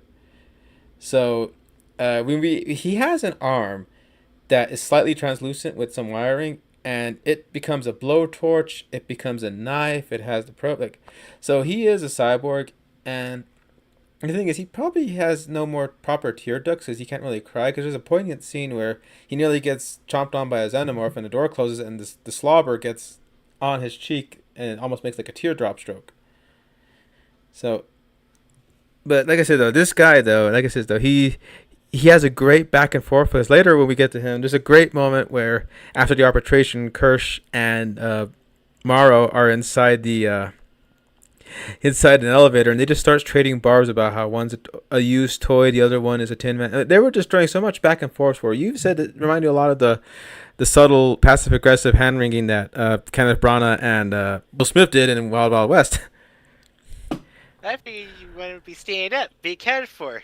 Oh well, saying you're saying that your dark humor amuses us as always. Tell me, is this thing like they kept talking about how basically you're black and you can't stand it? Like, it was kind of like the same deal with Morrow and and Kirsch, and you could tell there's a sort of like Moriarty Sherlock Holmes style hunter game catch between Morrow and Kirsch in this series, and I think Bible Casey that like he also has he has the most calm demeanor when it comes to crazy ass shit happening around him. There's a part where he gets accosted by Marines looking for survivors in the crash, and he's telling them how they want to get out of there because he knows the aliens coming and they don't believe him. And he's just there, closing his eyes, biding his time as the xenomorph just. The whole scene from Aliens plays out behind him, and when he turns around, everyone's just mincemeat. You're like, wow. And he also was one of the few guys that's able to incapacitate a xenomorph temporarily. Where even we went, really? That's all it took to bring one down? It's basically just putting a net on them. A big taser net, but still, you went, really? That's all it took.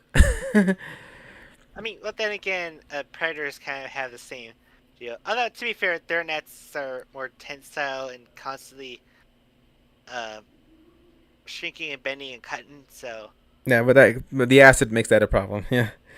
But like I says though, he does have some moments of bad, and I think the episode where he shines the most is actually the flashback to the Martiano in episode 5, where he's saying what should be done and how he should be.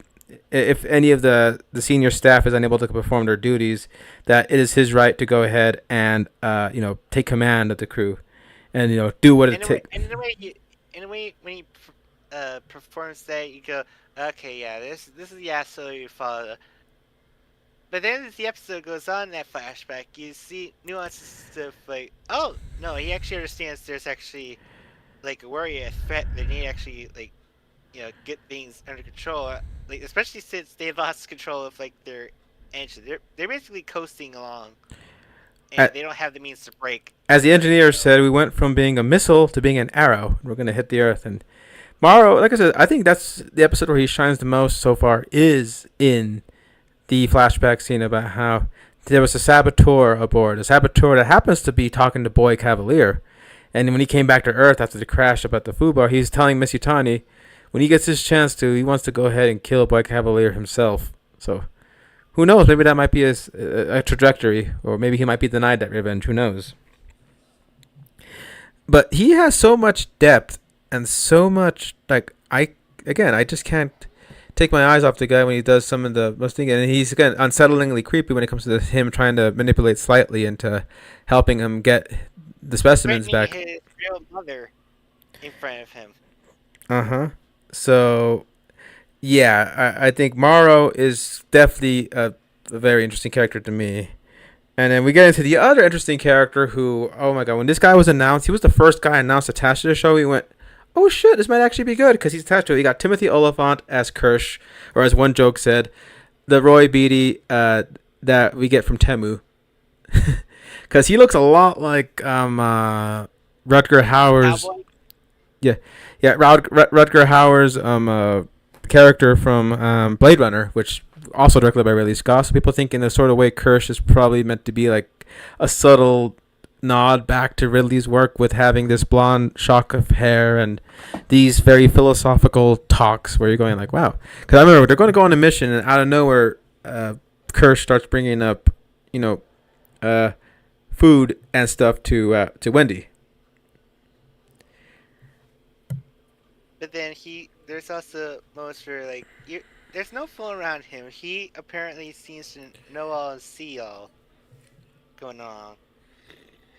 Like, he even knows that Morrow has slightly under surveillance and talking. To the point where it's like, say slightly, is there anything you'd like to say? This made her laugh. We're seeing slightly get a call from Morrow, and Kirsch seems to be there. And I said, Kirsch, maybe you might actually want to step in and do something. And literally the next scene as he enters his room, Kirsch is there, and even she went, I think Kirsch heard you. That was like, oh my! And like I said, Timothy Oliphant plays him in this sort of passive observer way, but not like if he's bored or aloof or above it all, but just. I think if I were to say it, he's kind of like got the philosophical nature of like the Ash Head in First Alien, but with the temperament of Bishop. Oh yeah, that's a good way to describe him. With a little bit of David, mind you, with the way he performs his experiments, with reckless abandon. Like at least he's a little bit more humane than David is. It's like when he experiments on like tissue that's removed from people to save their lives. Yeah, but he wasn't very humane But to the David's poor. like, well, well, when you got a hammer, everything's a nail. Yeah, but like I said, though, yeah, he seems to have his own agenda because he's the one that watches how the hybrids develop. He seemed a little bit hurt by Boy when Boy's talking about focusing on these new specimens and stuff, and he's talking about how we almost got compromised, we almost lost our star unit, but Cavalier's like, wait, you still got back, did you? And you came back with the specimens, so he wants to go ahead and see how this works out too. Plus, he doesn't want to give him back to Wellen Yutani because he doesn't want to one day wake up with an alien baby coming out of his stomach, as he put it. And Kirsch is just thinking like, huh. So Kirsch seems to have his own thing going on because he's the one that experiments on the xenomorph eggs by cutting it open and dissecting a facehugger as the poor thing's squeals reach Wendy's ears, and takes the embryo and puts it inside the lung. And he watches with great interest about how this thing will develop. He's the one that allows Isaac to give himself a name, and he's the one that also warns Isaac, "Hey, listen, you're gonna go into the lab. Remember that its scientific method is not a suggestion box." I mean, Oliphant. It's just the like, hey, mind your strength, break the boxes. Yeah, and he is just like I says, and the part where I got interested in is after things went foobar in the lab, where things are just totally like, just beyond fucked. Boy's too busy playing around at the front, and he asks Kirsch. He sees him looking a little concerned and says, "Everything okay?" Rather than tell him the whole situation, he just goes, "Affirmative," and you're just going, "What angle is Kirsch having to not be upfront I mean, with to be Boy?" fair, they're still on the island. If they were like pulled off the island, he would definitely tell the boys like, so yeah, one of your specimens is off the island. Mm-hmm. Just wanted to let you know. And and Like, I think he probably like I, has. I, I biased up to his like antics as Mickey and Screw too, so it's like I keep my eye on you, Timothy. On top of that, he I remember there's a moment where he has a great standoff with Morrow on the ship on the Martian though, next to the eggs, and he realizes, oh, these things react to organic life. So that's why he tells the synths. He told Boy Cavalier, no, nobody but the hybrids and the synths are allowed to like move around, and if you're organic, at least have some escorts. When Boy's almost getting like a kiss from an alien egg when he first sees the damn thing, I'm going, oh, he's asking for it. And like I said, though, I think there's a part where he does backhand Kirsch, where he tells him, "I thought you were supposed to be better than a man," and I think Kirsch is kind of taking that as a challenge, like, "Oh," but like he told Wendy, "We are not food. We're just there to observe, watch, learn." So he's definitely doing that, and I got Timothy is just crushing it as Kirsch in my view, but he also like I said, it's funny how he kept bringing up all the Cameron films when it comes to sequels that are better than the original. He brought up T2, he brought up Aliens, and even I think Michelle Gellar's character tells him that you got a hard on for Cameron, and here he is in the property years later. Oh, but, Speaking of Cameron, let's talk about Yutani. Miss Utani. Or it's probably a descendant of Yutani we saw at the end of that which shall be not named, but It was sure. this is the first major appearance of Utani in any format for a while because before that, all we had of Yutani was the the small cameo at the end of AVP. Yutani was always hard to try to get into this series. Originally, they were going to have Peter Weller play Yutani in addition to Henriksen as Bishop for AVP, but scheduling conflicts prevented Weller from being able to attend. But this girl, Yeah. she was in The Killing, The Bridge, Below the Theme, Wheel of Time, Foundation. Ooh, she's in a lot of sci-fi shows. But yeah, like I said, she does a really good job portraying her. And the part where she really shines is the scene though where she has to talk to Boy, Cavalier, and the arbitrators. $50 billion. If you send them to me right now. Sorry, can't go by the protocols. Yeah, because he outsmarts her because she wants to go ahead and because she's the one that has the property. She has a cover story of the specimens were meant to be carried to an off planet research facility, and they got wayside and crashed into Prodigy territory. And she wants those back. She even told Morrow when she heard about how things went Fuvar that he's to do everything he can to get with those things back. Otherwise, that mission is lost. And apparently, Morrow, when he was sent out by Utani's grandmother. So she said, "You served my grandmother well, and now you're continuing to serve the company well." And he's saying how she took him in when he was a boy with a messed up arm due to some degenerative condition. So he kind of probably owes a little bit of debt to the Utani Corporation. And I'm guessing the Utani Corporation already bought out Wayland after the disastrous ventures that happened in Prometheus and Covenant, where the two Wayland projects just completely vanished. So I'm guessing she picked up Utani in the meantime. Yeah. And of course, she decided, like, yeah, that's excursions to go ahead. We'll still keep them, but we'll kind of mitigate our budget a little bit. Like, probably send out a trucker unit or something. That shouldn't. If things do go food bar, we won't like lose too much money. Yeah. So At least nothing to dent our company.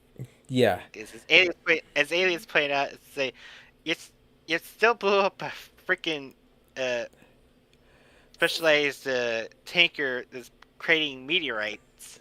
42 million in adjusted dollars minus payload. You're probably not surprised that I remembered. You probably not. You're probably not surprised that I remembered No, that quote. I, I, with your like username, I would buy that you've seen that just as many times as I've seen any of the Star Wars movies. But yeah. Um. So the idea is that like you said, yeah, she really wants to get these back, but Boy was able to game the system against her to the point where she was utterly humiliated in a way where she's thinking, rather than well placed, she's thinking, you could tell after he left, she's thinking, I'm going to strangle that little shit if I could. Well, sorry, legal bindings, litigations, and corporation's a bitch. It's so funny because he managed to use ICC quarantine 6 month procedure as a way to delay giving the xenomorph back to Yatani. It says technically those things are all company property, and he tries to go with the, well, they're all living beings, so technically they don't really belong to any company. And oh my god, the part where she mentions how, not to mention your ship crashed into my island, which killed a lot of my citizens. And she says, well, we can go ahead and bill you 20 million for the suffering and pain caused. And then No, when no, the money isn't the problem. It's the it's like damn. It's the basically, principle. yeah, basically it's a Joker's line. It's not about money. It's about sending a message. And in this case, it's like stay off my property, and it is the message in this case. And oh my gosh! And here's the thing: I bet you whoever it was from Utani kind of leaked to Boy Cavalier that they're getting these specimens, and he's interested. And he promised this guy, this spy, a hybrid body. Someone leaked it on space Twitter. Probably, and he probably didn't tell him that that only worked on kids. But hey, the worst case scenario, you die, and in that case, sucks to be you. I like that he told him that.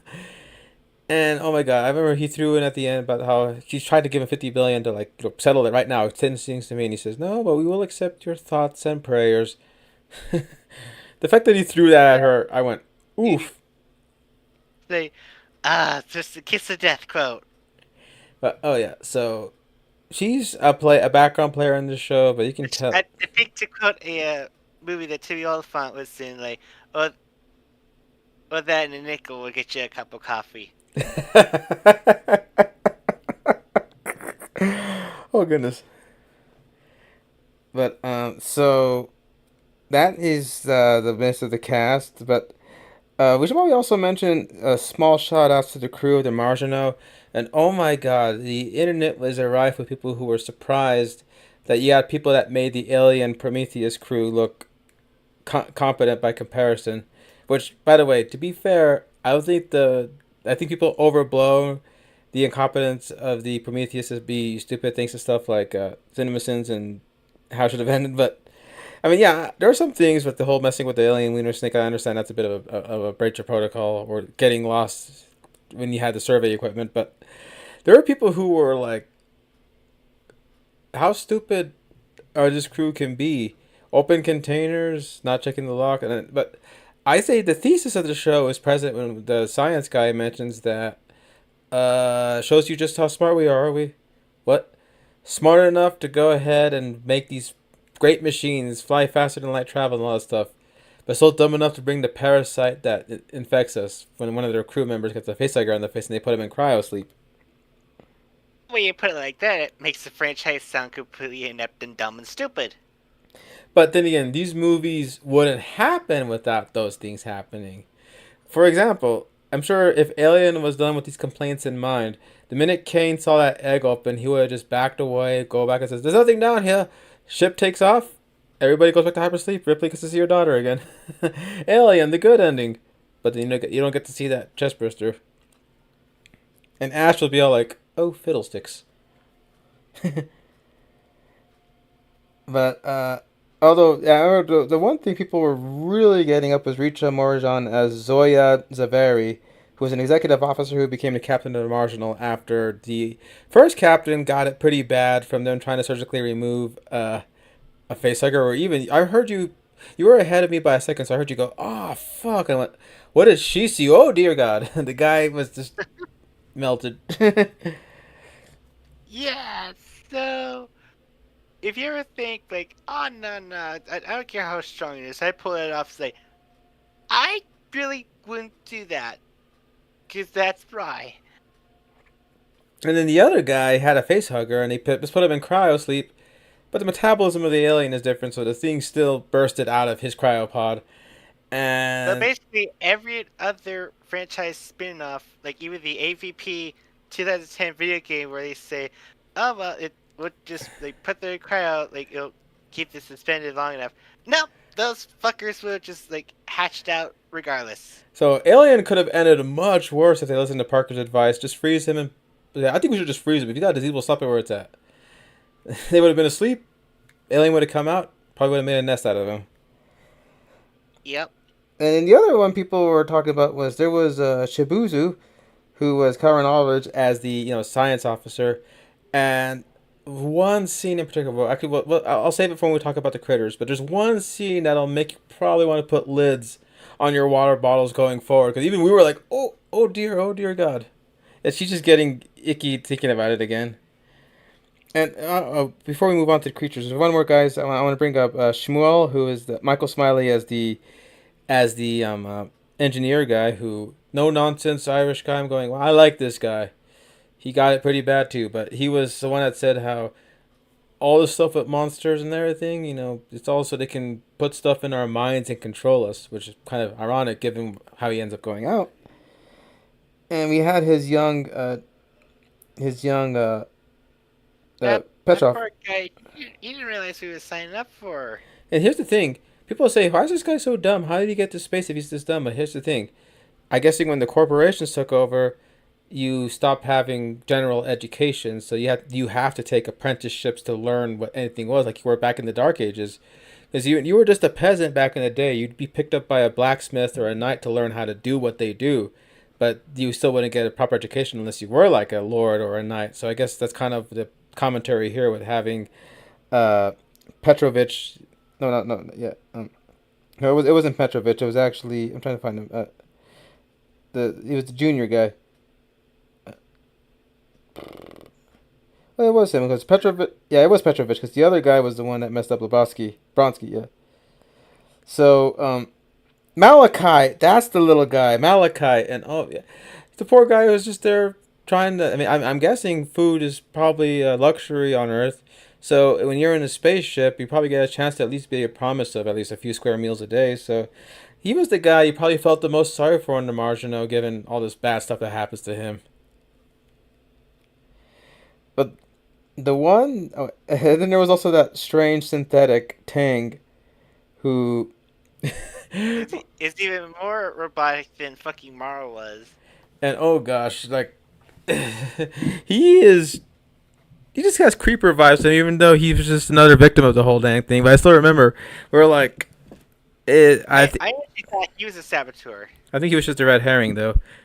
But we figured out he wasn't the saboteur when he looked up and saw the xenomorph and actually screamed. And then, Yeah. but yeah, but the one, Raw him was the great guy, the surgeon guy. He's the one that said the whole shows you how smart we are. But the one that was that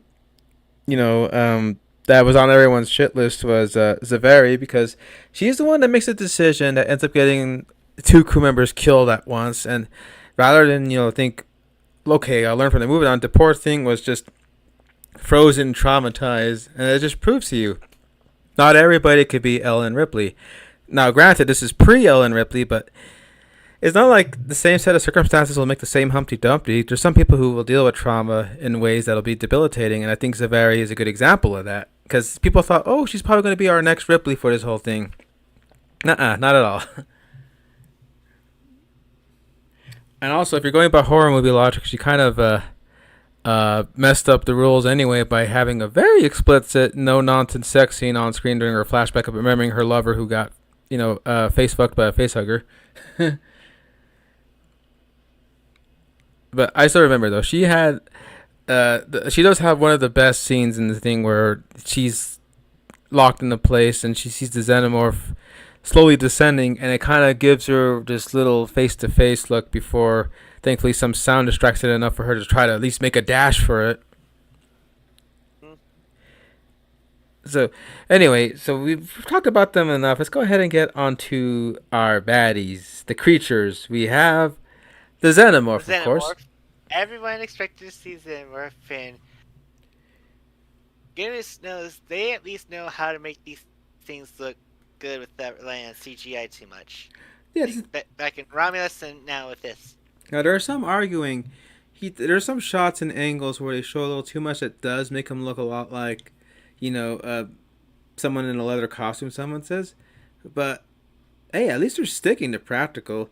I mean, I told you before online. There's some Xeno fanatics who have some like stink with some of the design choices. Like they think the lips are this way or the teeth are that way and that. But I thought it looks like an alien and it's actually practical. So I call that a win.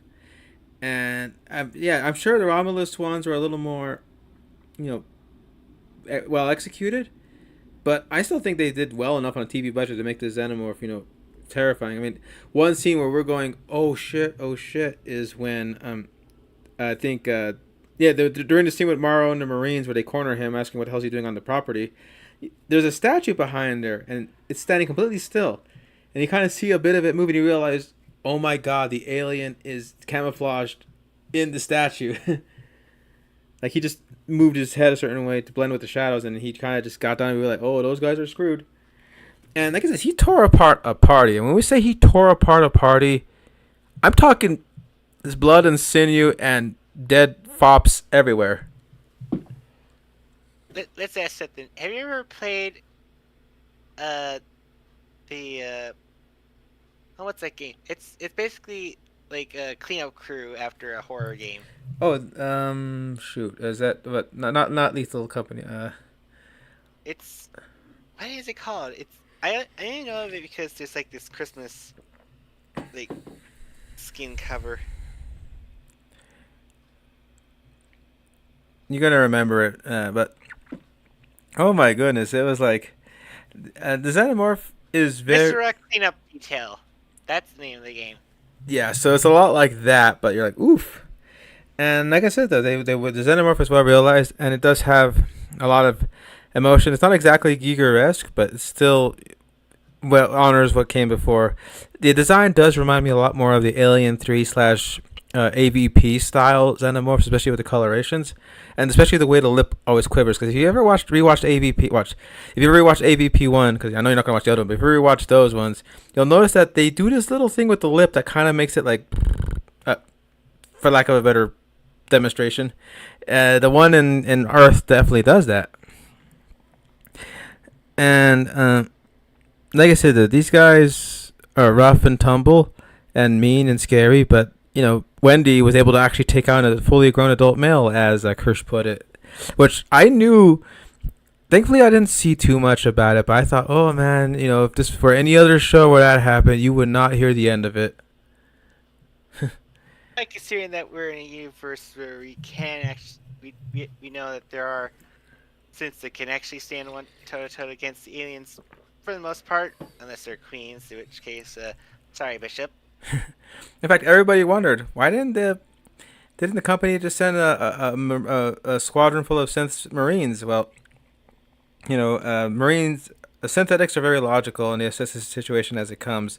Marines think on their feet, so it's probably plus probably cheaper. It's probably more expensive to make 5 or 6 bishops. What was that? What was that quote that Rhodey made? It's like there's certain things that like AI cannot do that a human can. That's instinct, like passive thinking, And that kind the of bullshit. ability to make the decisions on the quick notice. So yeah, on top of that, um, probably like Lucius Fox would say, the bean counters didn't think a soldier's life was worth 600 grand. So I don't know how much a synthetic cost. So I'm sure it was expensive that Bishop got sent out there and got split in half. So that's why they were, even though they're a $1 billion company, any chance they can get to cut corners. Plus, they probably need to have uh you know reliable alibis. If they send real Marines out there to make it, maybe the synths will say, "Hey, we did everything we could." So if you send it with all synths, it might be a little suspicious, probably. Yep. So we got those, and we also got should we? I don't We know. got, we If we got should, some new creatures to have fun with and get squicked out. And one particular always go like, "What the fuck is it doing?" so the first one we'll talk about right away because it's already the first one we see is the I think their nickname is the Blood Ticks. These guys, we when we saw one land on a marine, we go it went behind his shirt collar, and that's when I started getting a little ooh because it reminded me of that time about the centipede I told you about. So this thing has a nasty habit of finding a vein and just drink while its sac just gets really huge to you get drained of blood at fatal levels. But that's not even the worst thing that they do. Oh no, it's the way that they breed. Like, oh, you thought the face hugger's just like, oh, that's love at first sight. Well, these guys, like I You know what? says, Honestly, God, I would choose getting a face hugger over how these things like produce. so Chibuzo Ugh. had her water open and she was eating a sandwich because she wants to eat in the lab. Which people say, why do you do that? Because the mess hall's full of smokers and you don't want your sandwich tasting like cigarette smoke. So there's that. So she's distracted by some stuff going on with the other specimens that this the one of the bugs managed to find the twist maneuver of the of the lid, which made us go oof, and then it crawled out and started to squirt its little tick babies in the water. And the whole time they're having a staff meeting, she brought the water that's infested, and you're just going, "Oh crap! Who's gonna drink it?" And Malachite is unfortunately the guy who does. Mhm. I don't know. Maybe I glanced away, but I always thought she did take some sips in that. Oh no, she got Like, distracted. but given that she didn't like convulse and all of that, she got away from that mostly.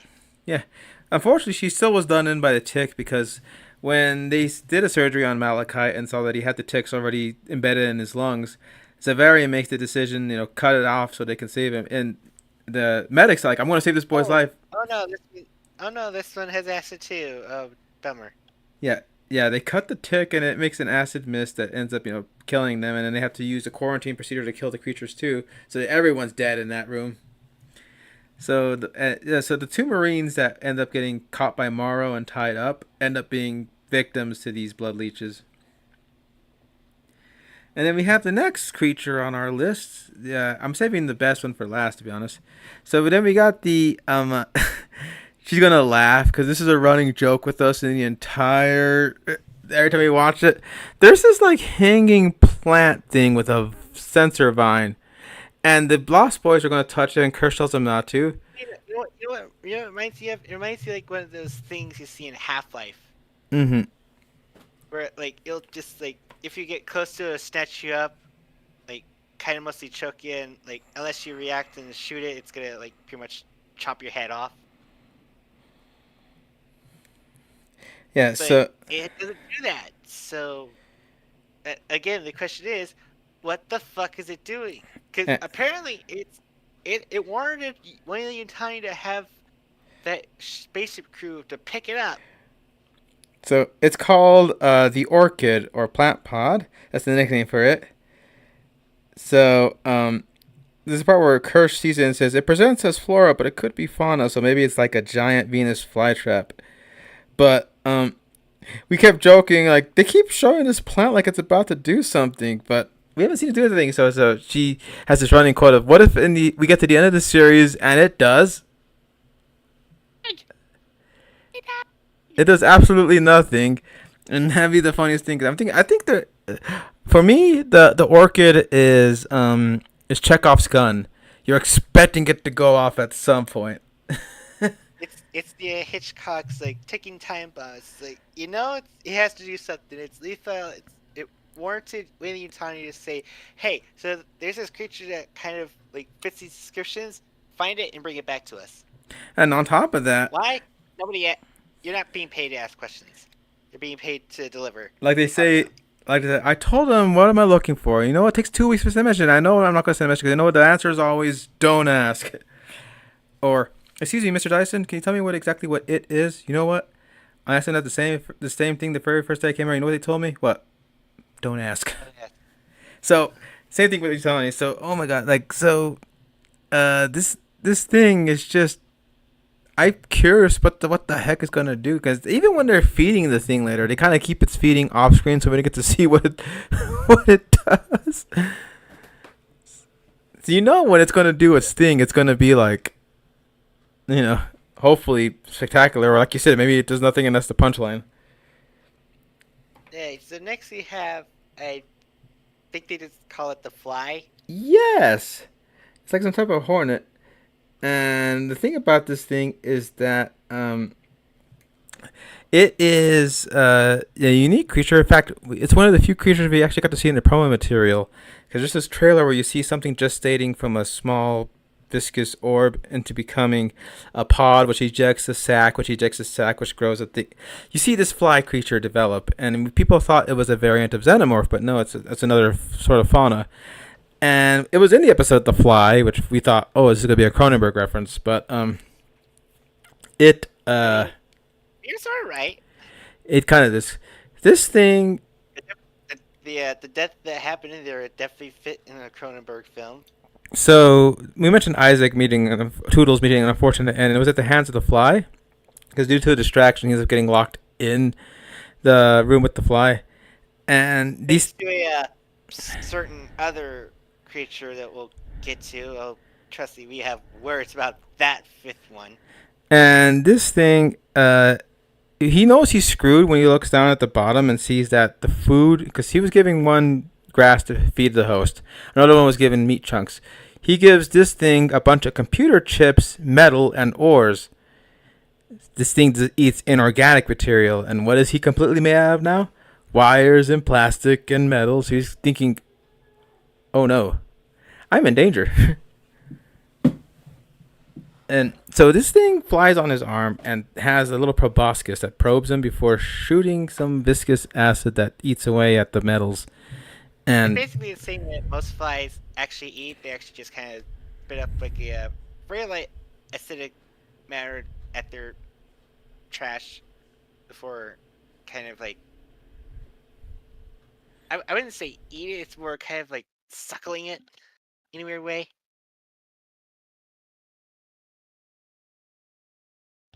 But yeah, it's basically that kind of deal. Oh boy, here we go again, and I'm left to my own devices talking about the, the fly creature.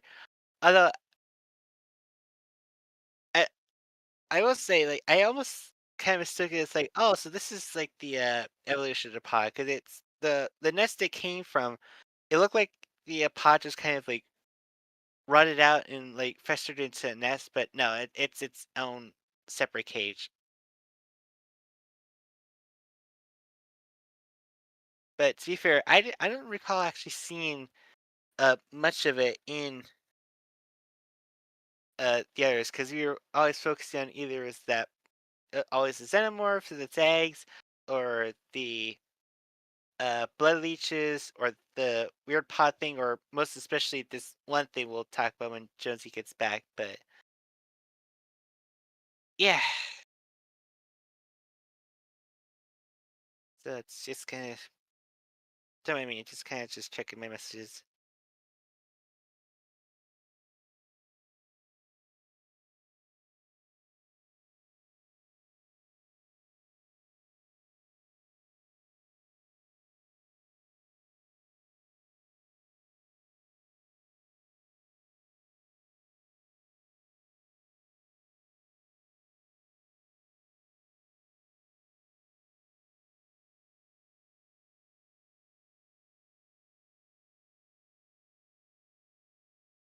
Oh, and Josie's back. Step aside a little quick, but yeah. So, but yeah, the fly creature is even probably something that Kirsch is worried about now because, um, you know, they were told we're broken and, these things only like, organics, but then that thing would be a nuisance on ships. It'd probably eat wires and stuff. Ooh, you gotta wonder what the maggots for that thing looks like. But we're going to get to the one people thing that people say is scarier than the xenomorph. T. Oh God! Like we first saw this, like, huh? That's kind of weird. Then we realize the absolute sinister malice and evil this thing could conjure That would be in the all its beady pupils. that would be the T. oscillus, or people call it the eye, which is like a little octopus with a big old bulb that's an eyeball. It's so funny because we always focus on the xenomorphs and like these big lumbering, like basically like humanized insectoid scorpions with like an absolute like hissy fit temperament. But then you have this tiny little eyeball with little tentacles that is able to like see with the multitude of pupils, and somehow this thing probably has a lot more of a cunning villain streak than any of the villains you could put together in. Yeah, I think this thing could actually outwit David. I'm just gonna put it out there. Mm-hmm. I actually think if David actually encountered this thing and he were to try to study it, that fucking eyeball would outsmart that guy. Oh yeah. So the T. oscillus is like the eye. Just it cradles around. Like I said, the thing is scary strong. When we first see it attacks the hybrids, it jumps at Nibs, giving her a traumatic, attack from being, fondled by an eye monster that was trying. And we see it when it gets to a poor sheep. This poor sheep was like, oh, innocent little lamb, and then this thing just goes for the kill, and it is. They don't cut away. It's a gory mess as it pulls out the old eyeball, and it turns itself in there before asserting control, and even makes the damn sheep stand up on its own.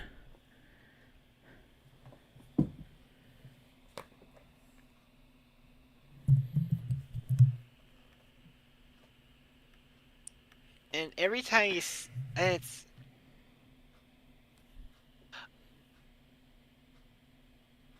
and it also seems to have a territorial dispute with the xenomorphs. On top of that, Is like I think that was like one of our things. Like, so does the xenomorph actually communicate with these other creatures? Is that why they were like all brought together? But no, apparently it turns out they really do not care for one another. oh yeah, the eye is also very good at making observations. Like when they're told that the green light means that the whole place is locked down, but the red light means it's not locked. It knew its own containment pod wasn't locked down and managed to slingshot itself in a way to break the container to be able to escape. And Chozubo calls the thing, Jabuzo calls it a she, so I guess people assume that the eyeball is female. In fact, some people like to nickname the eye monster Iris. given that it's just a big eyeball and everything. So yeah, this thing when it pops, it goes into the engineer's body and like scares Zavari. The xenomorph shows up, and all of a sudden, these guys just go to town, and it's like driving a meat mech. So I don't think it cares if anything happens to the body. So this guy actually gets on the back of the xenomorph and starts biting its pipes and everything. We're like, we actually yelled out, "What is going on right now?" And I'll tell you something else. This thing somehow managed to make a fucking goat terrifying outside of Goat Simulator. By the way, we went to the state fair the other day, and there were some cute ass sheeps that were just sitting there staring, and I kept thinking, oh, I just saw Alien Nurse. That's all I'm thinking of when I see these guys. But it's oddly endearing. But you're right. The sheep is just staring. And there's a part where, again, in Isaac's death scene, when he's messing with the bugs, he's trying the door breaks, so he has to go to the main door, hold his foot on the door, and he's trying to put the food down. But And then, guess who happens to be like the, hey, want to see a fun trick? yeah, the eye is watching and makes the sheep head bump the glass enough to startle him to go in and lock the door down. And after he sees the flies mess up the hybrids, it got all it needed to know, and it went back to eat its little, grass supper, thinking like, okay, I got what I needed. Like it knows that these hybrids are not infallible, so it's learning. That's the scary thing. And even when the human body it was in ends up getting killed by the xenomorph, it still pops out and gets on it. And I've never seen a xenomorph freak out with ick like that. Like it was like, oh my god, get it off. The alien was like freaking out when the Osilius ran on its head, and that has the theory: can the Osilius actually infest the xenomorph properly? Because they have no eyes at the dome, but some xenomorph crossroads show that they have like eye holes sometimes. So if eye got inside of a xenomorph, then that would be a force to be reckoned with. You have Xenomorphs are clever enough at some points. My God, if this eye was in isolation, it would be like you might as well just set the settings to like permadeath at that point. Because like at that point, it's like it's so clever, it'll just kill you right in the spot. It's like what's the point? Mm-hmm. So yeah, like I said though, but people have wonder what is the eye's end game, because it seems to be wanting to do going towards a certain end, and like it wants to like have an aim accomplished. It has agendas. That's the crazy thing about it. It's not just some random ass creature that's just doing stuff just because of a biological instinct. This thing actually has some sort of intelligence. As opposed to all these different creatures that are able to multiply and duplicate and all that, have their way to gestate. It's just one guy, one fucking guy. One eye, as Mike Wazowski would say. But yeah, this thing, it, as the saying goes, we're keeping our eye on this eye to see what's it gonna do in the end. But that thing is downright terrifying, and the telltale sign of an infested person from the eye is that they have this one eye bulging out, which is the eye itself. When that one guy turned around and he showed that he had it, we actually went, "Oh fuck!"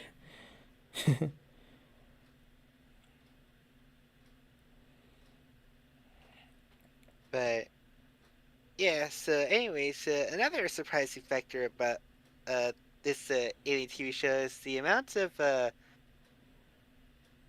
but the you'd think you'd have like this somber like theme music that it would like close off after every episode to end off Oh, we do get that, like all your other streaming shows tend to have. but when we get to the end, what do I hear? It's the Mob Rules by Black Sabbath. Like I'm not joking. Like we were like watching it, and after they're going to go into the ship, also we started hearing ba ba da da da da da. We go, wait, what? And I guess what's funny is that each song they pick at the end seems to have some thematic resonance with the rest of the episode. So it's like they just picked some random ass songs and threw them on there. There's purpose behind each song being put at the end of each episode, and you're getting into the end of the episode when the rock music starts. Hell, the opening opens up with a remix of "Strange Brew."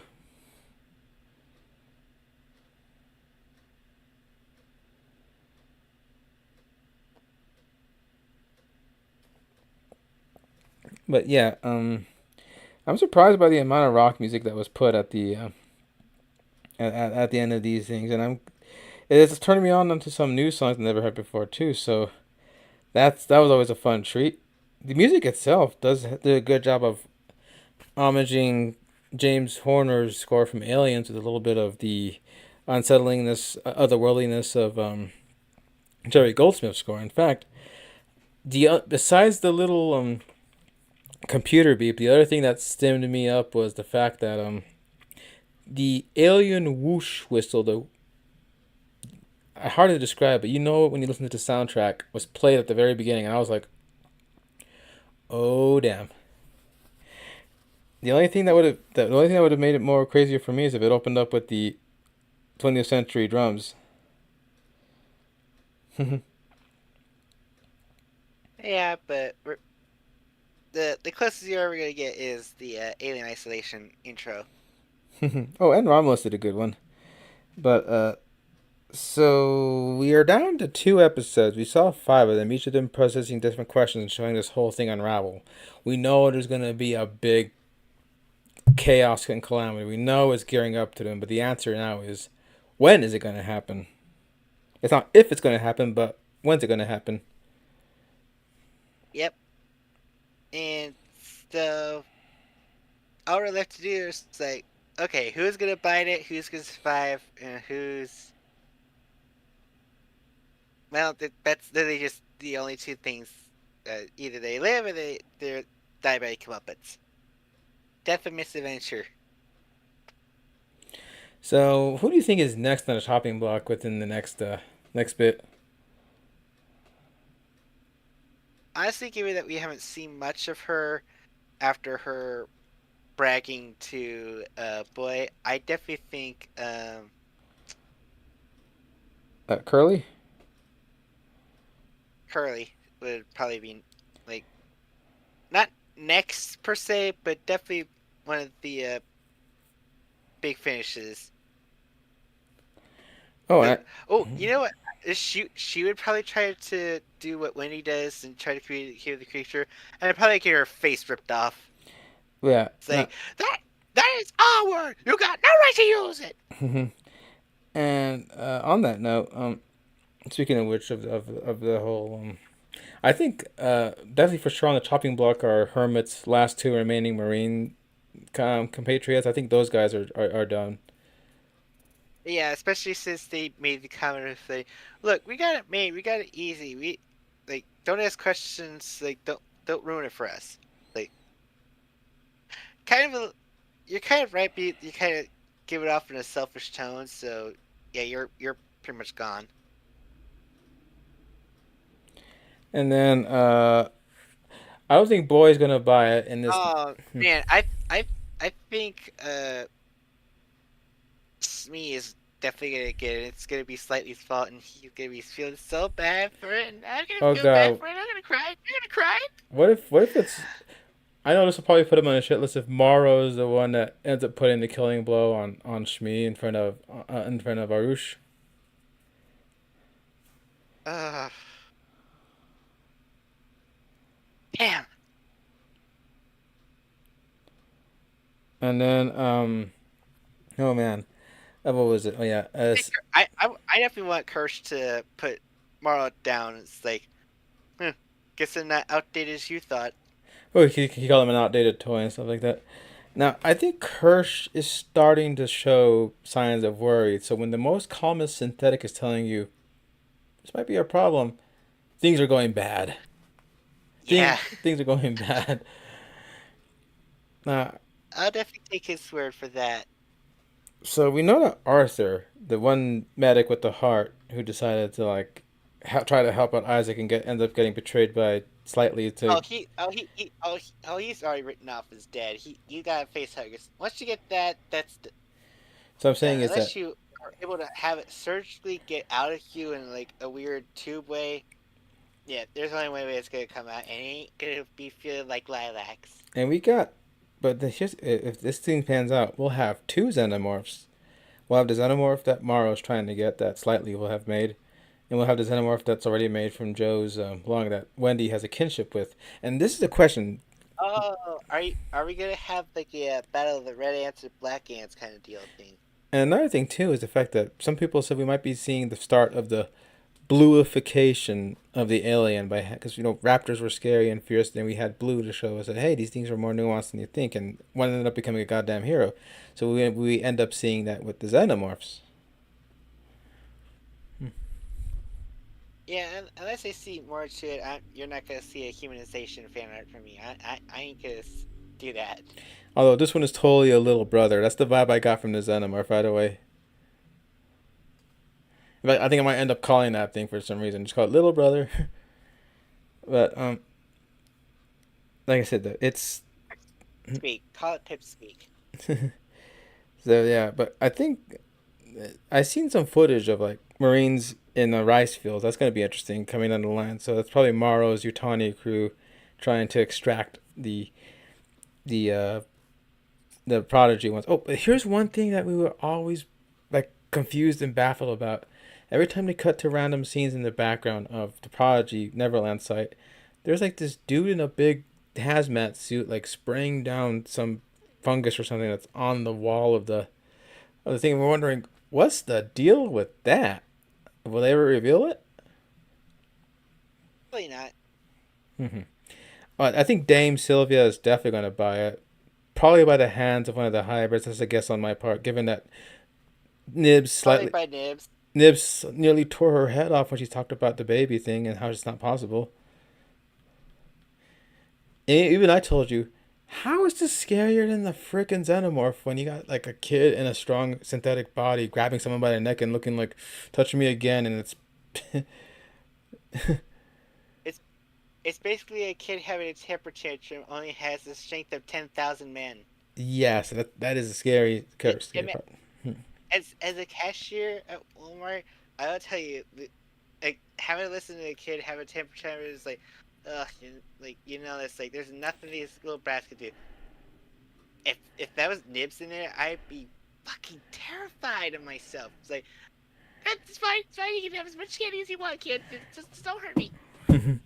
Yeah, so I think Dame is definitely going to buy it too, and when it happens, you're going to be like, "Oof!" I'm expecting the same type of comeuppance as Tyrell in Blade Runner when Rutger Hauer finally popped his eyes out.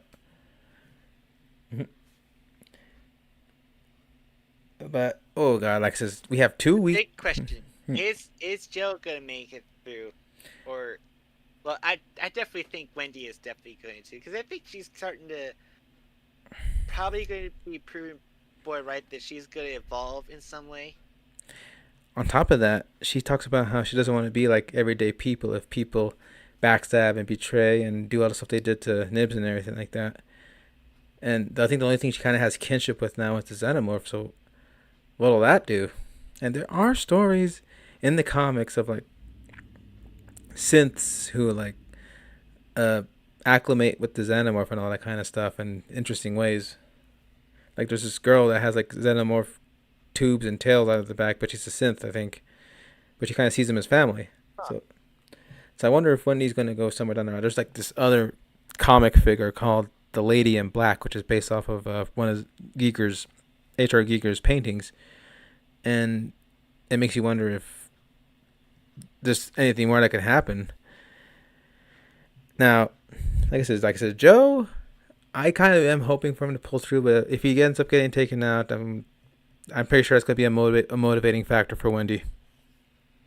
In fact, Yeah, oh my god, due to his jealousy I about really hope. I really hope. I really hope it's not a head in a refrigerator scenario where it's like, oh, we just killed us so that we can progress this person's motivation. yes, Women in Refrigerators by Gail Simone. Uh, Like, yeah, women in refrigerators. so as I was saying though, uh, I remember one thing that made us get like biting our lip is that slightly is kind of bitter about the fact that Wendy's able to keep her brother around when he hasn't seen his family in forever. So he kept targeting Joe as I want to show you something, okay? And poor Arthur ended up being the bastard that got the thing instead of Joe. So Well, you get well. There's a human in the lab. Might as well just go, look a gift horse in the mouth. mm-hmm. So oh my god, like he says, Shmi's probably going to be killed in some way, and Slightly's going to be like responsible. Like, oh, do you think Slightly makes it to the end, or mm, I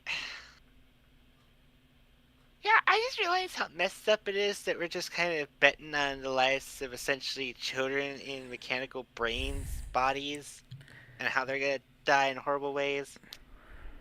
Like, what the fuck are we doing here? mm, I don't know. It's the nature of the show. Because I saw a very interesting analysis on the entirety of Alien Earth that I got concerned because the thumbnail referred to something as IP slop, but it says how Alien Earth manages to resurrect this dead concept and put the whereas Alien is about the external threat, the what the out there that's unknown and scary. Alien Earth is about the internal threats, the and this idea of post-humanism about the dreams of immortality obtained through uploading stuff through chips, but maybe the show is showing us the possibilities of it before rudely awakening us by tearing that dream apart because the science shows it's just not that simple to simply make this all data and then transfer it into something else, like into a data stream, like these people that are trying to do these whole brain transmitters are trying to do. It's science just doesn't support it at the moment. So this show is thesis is going to show us that the idea of the that the dream of post-humanism really is just that. Bad image. So say it again.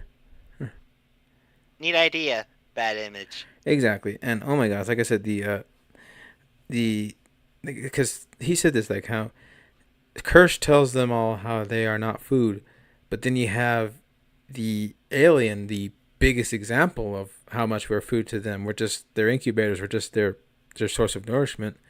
They're what's clashing with this idea of you're not food no more type thing. So I just want to see how it all wraps up. Again, like I said, though, I have some favorites I'm hoping pull through. If they don't, I understand because this is the world. Because sometimes you get endings where the heroes go to sleep at the end, like Newt Hicks and everybody else, and then sometimes you get endings where the bad guy ends up saying, "I go on unimpeded," like David at the end of Covenant. I'm still not over that fucker. We were supposed to have a third to wrap it all up, but no, the acquisition happened, and everybody was so fed up with Ridley. And anyway, I guess It's it's funny considering that he still technically has a hand going on in Romulus in this show. and on So top what does that tell you? and on top of that, he's talks about possibly making another Alien movie again. And I don't know if he's going to continue his David storyline and finally finish it, or do a new idea he got inspired by working with Fede and Noah Hawley. But really, he wants to make another Gladiator and then do another Alien. He said, "You got to admit, for a guy in his pushing 80 to 90, he still has a work ethic. I mean, whether it's good or bad depends on your point of He view, was 70. huh?" I thought he was pushing 70 at least. Yeah, Cameron's the one that's going to be pushing 70, and he's trying to make 9 movies happen.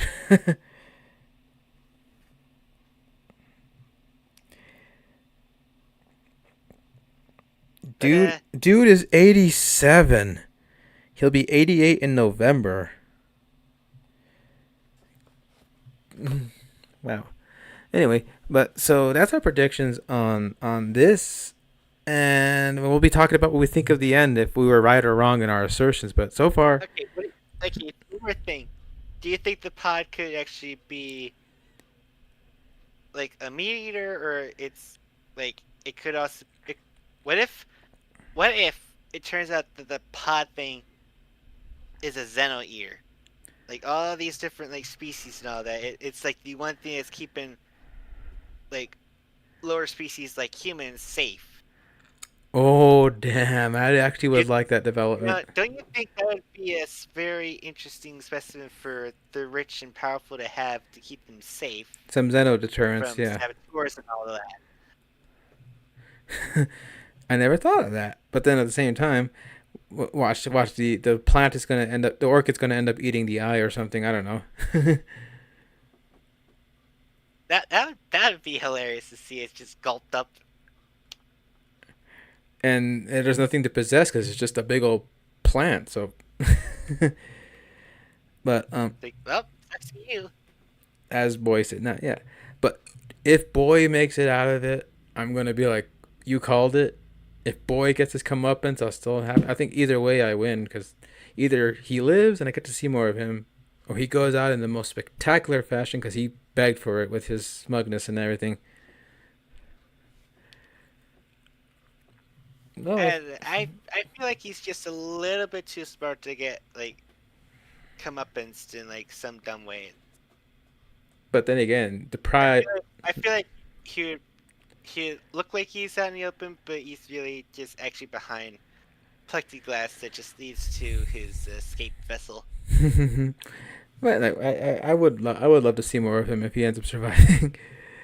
But yeah, so are there any other things you kind of wish we got a little more of? I mean, we're not at the end yet, so who knows? We might get exactly what we're talking about. Hmm.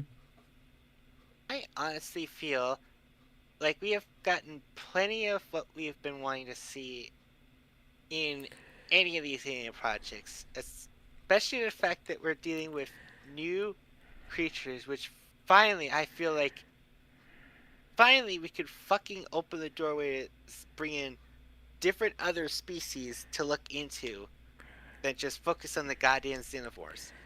Because Because even like the there's a point where like where you're like you're digging the well enough to where it's like, oh well, nothing surprises anyone, and we're supposed to make another like 15 movies of these. Oh well. on top of that, the alien itself, like I said, these things still qualify as alien. The eye is still alien. The the orchid is still alien. The fly, the leeches, they're still alien. They're unknown to us. So, hell, alien could even refer to how the hybrids feel after being in this thing. So, it's still true to the alien. All right. Also, we should also mention that Sigourney Weaver herself approves of this show. She thought she was so amazed by how I can't believe this was television. She said, and she said it tackles on so much of the themes that Alien set up and just exploded into new territory. So she, and some people might say, oh, she's just being nice, but I believe her when she says she's really enjoying the series. It's funny that you respect her work when she does it, but you don't respect her opinion when she gives it. Uh, yeah, it's a sad case with some people, but I mean, don't take our word for it. You see for yourself. Like if you're able to like watch it through any means, I think, preferably legal means, I think you might find there's something to dig with Alien Earth. If it doesn't gel with you, fine, it doesn't gel with you because it's gonna go with everybody. But for me as an Alien fan, I kind of feel like this was catered specifically to my wants and wishes for a type of show like this that I never would have I dreamed say possible. that every single week we watch it. You keep say every single time I watch this, and I feel like the show somehow they've gone into my mind and they've catered to, specifically to me. Like no wonder they came out of my birth month. Oh yeah, I never let her forget it every time. But like I said, I don't think I can think of any way this show could upset, disappoint, or piss me off. Because even if it doesn't quite stick the landing, the journey to get to there was still quite fun. So I'm pretty content with this. If we see more of it, I'd be excited. If we don't, I'll be happy we got to experience it together this way. So that's how I see it. Hmm. All right, and so if you guys stumble across this rambling podcast, I hope you guys leave some thoughts on Alien Earth yourself as well.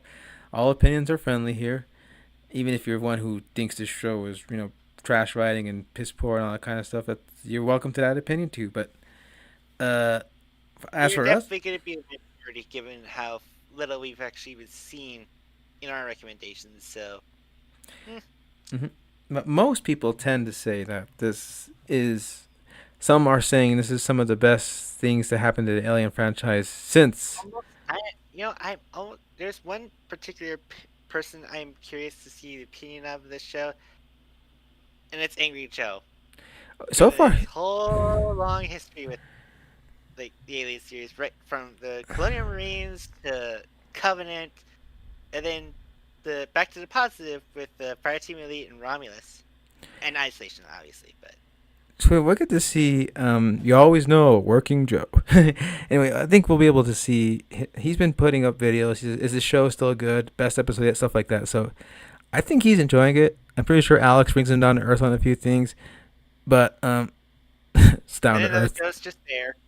As always, he's just there. We still love Ojo. OJ. He's he makes me laugh sometimes. I remember one time when Joe was trying to ask about more Madam Web, and he says, "Is it still worth checking out, even if it's that?" Before he finished it, the other Joe went, "Fuck no." How about Madam Web?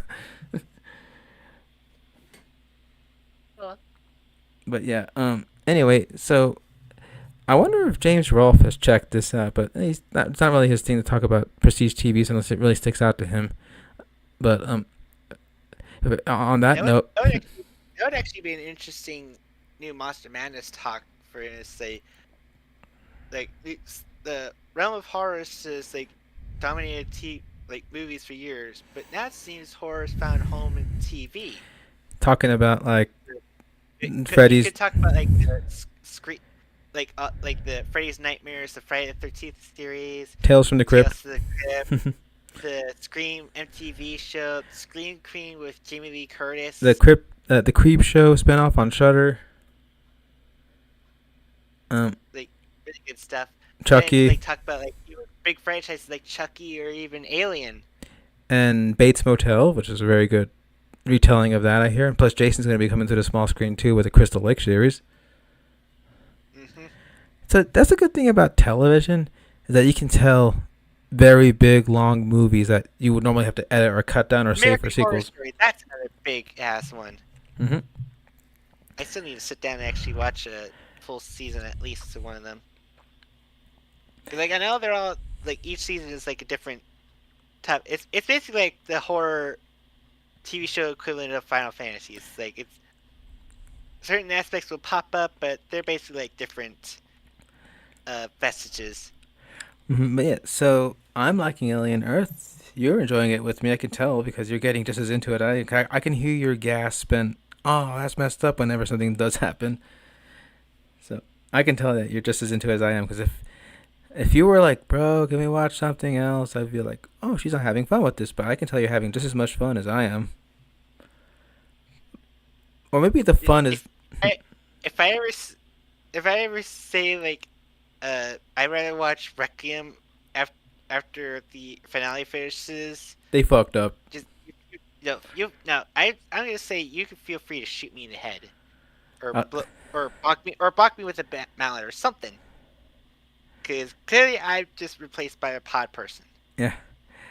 He'd be like, you done fucked it up. But I don't think that. Although, if it does mess up in a spectacular fashion, I want Joe to open up his review with the grumpy pulse rifle and say, you done fucked it up. If it messes up. But the Noah Hawley is a talent.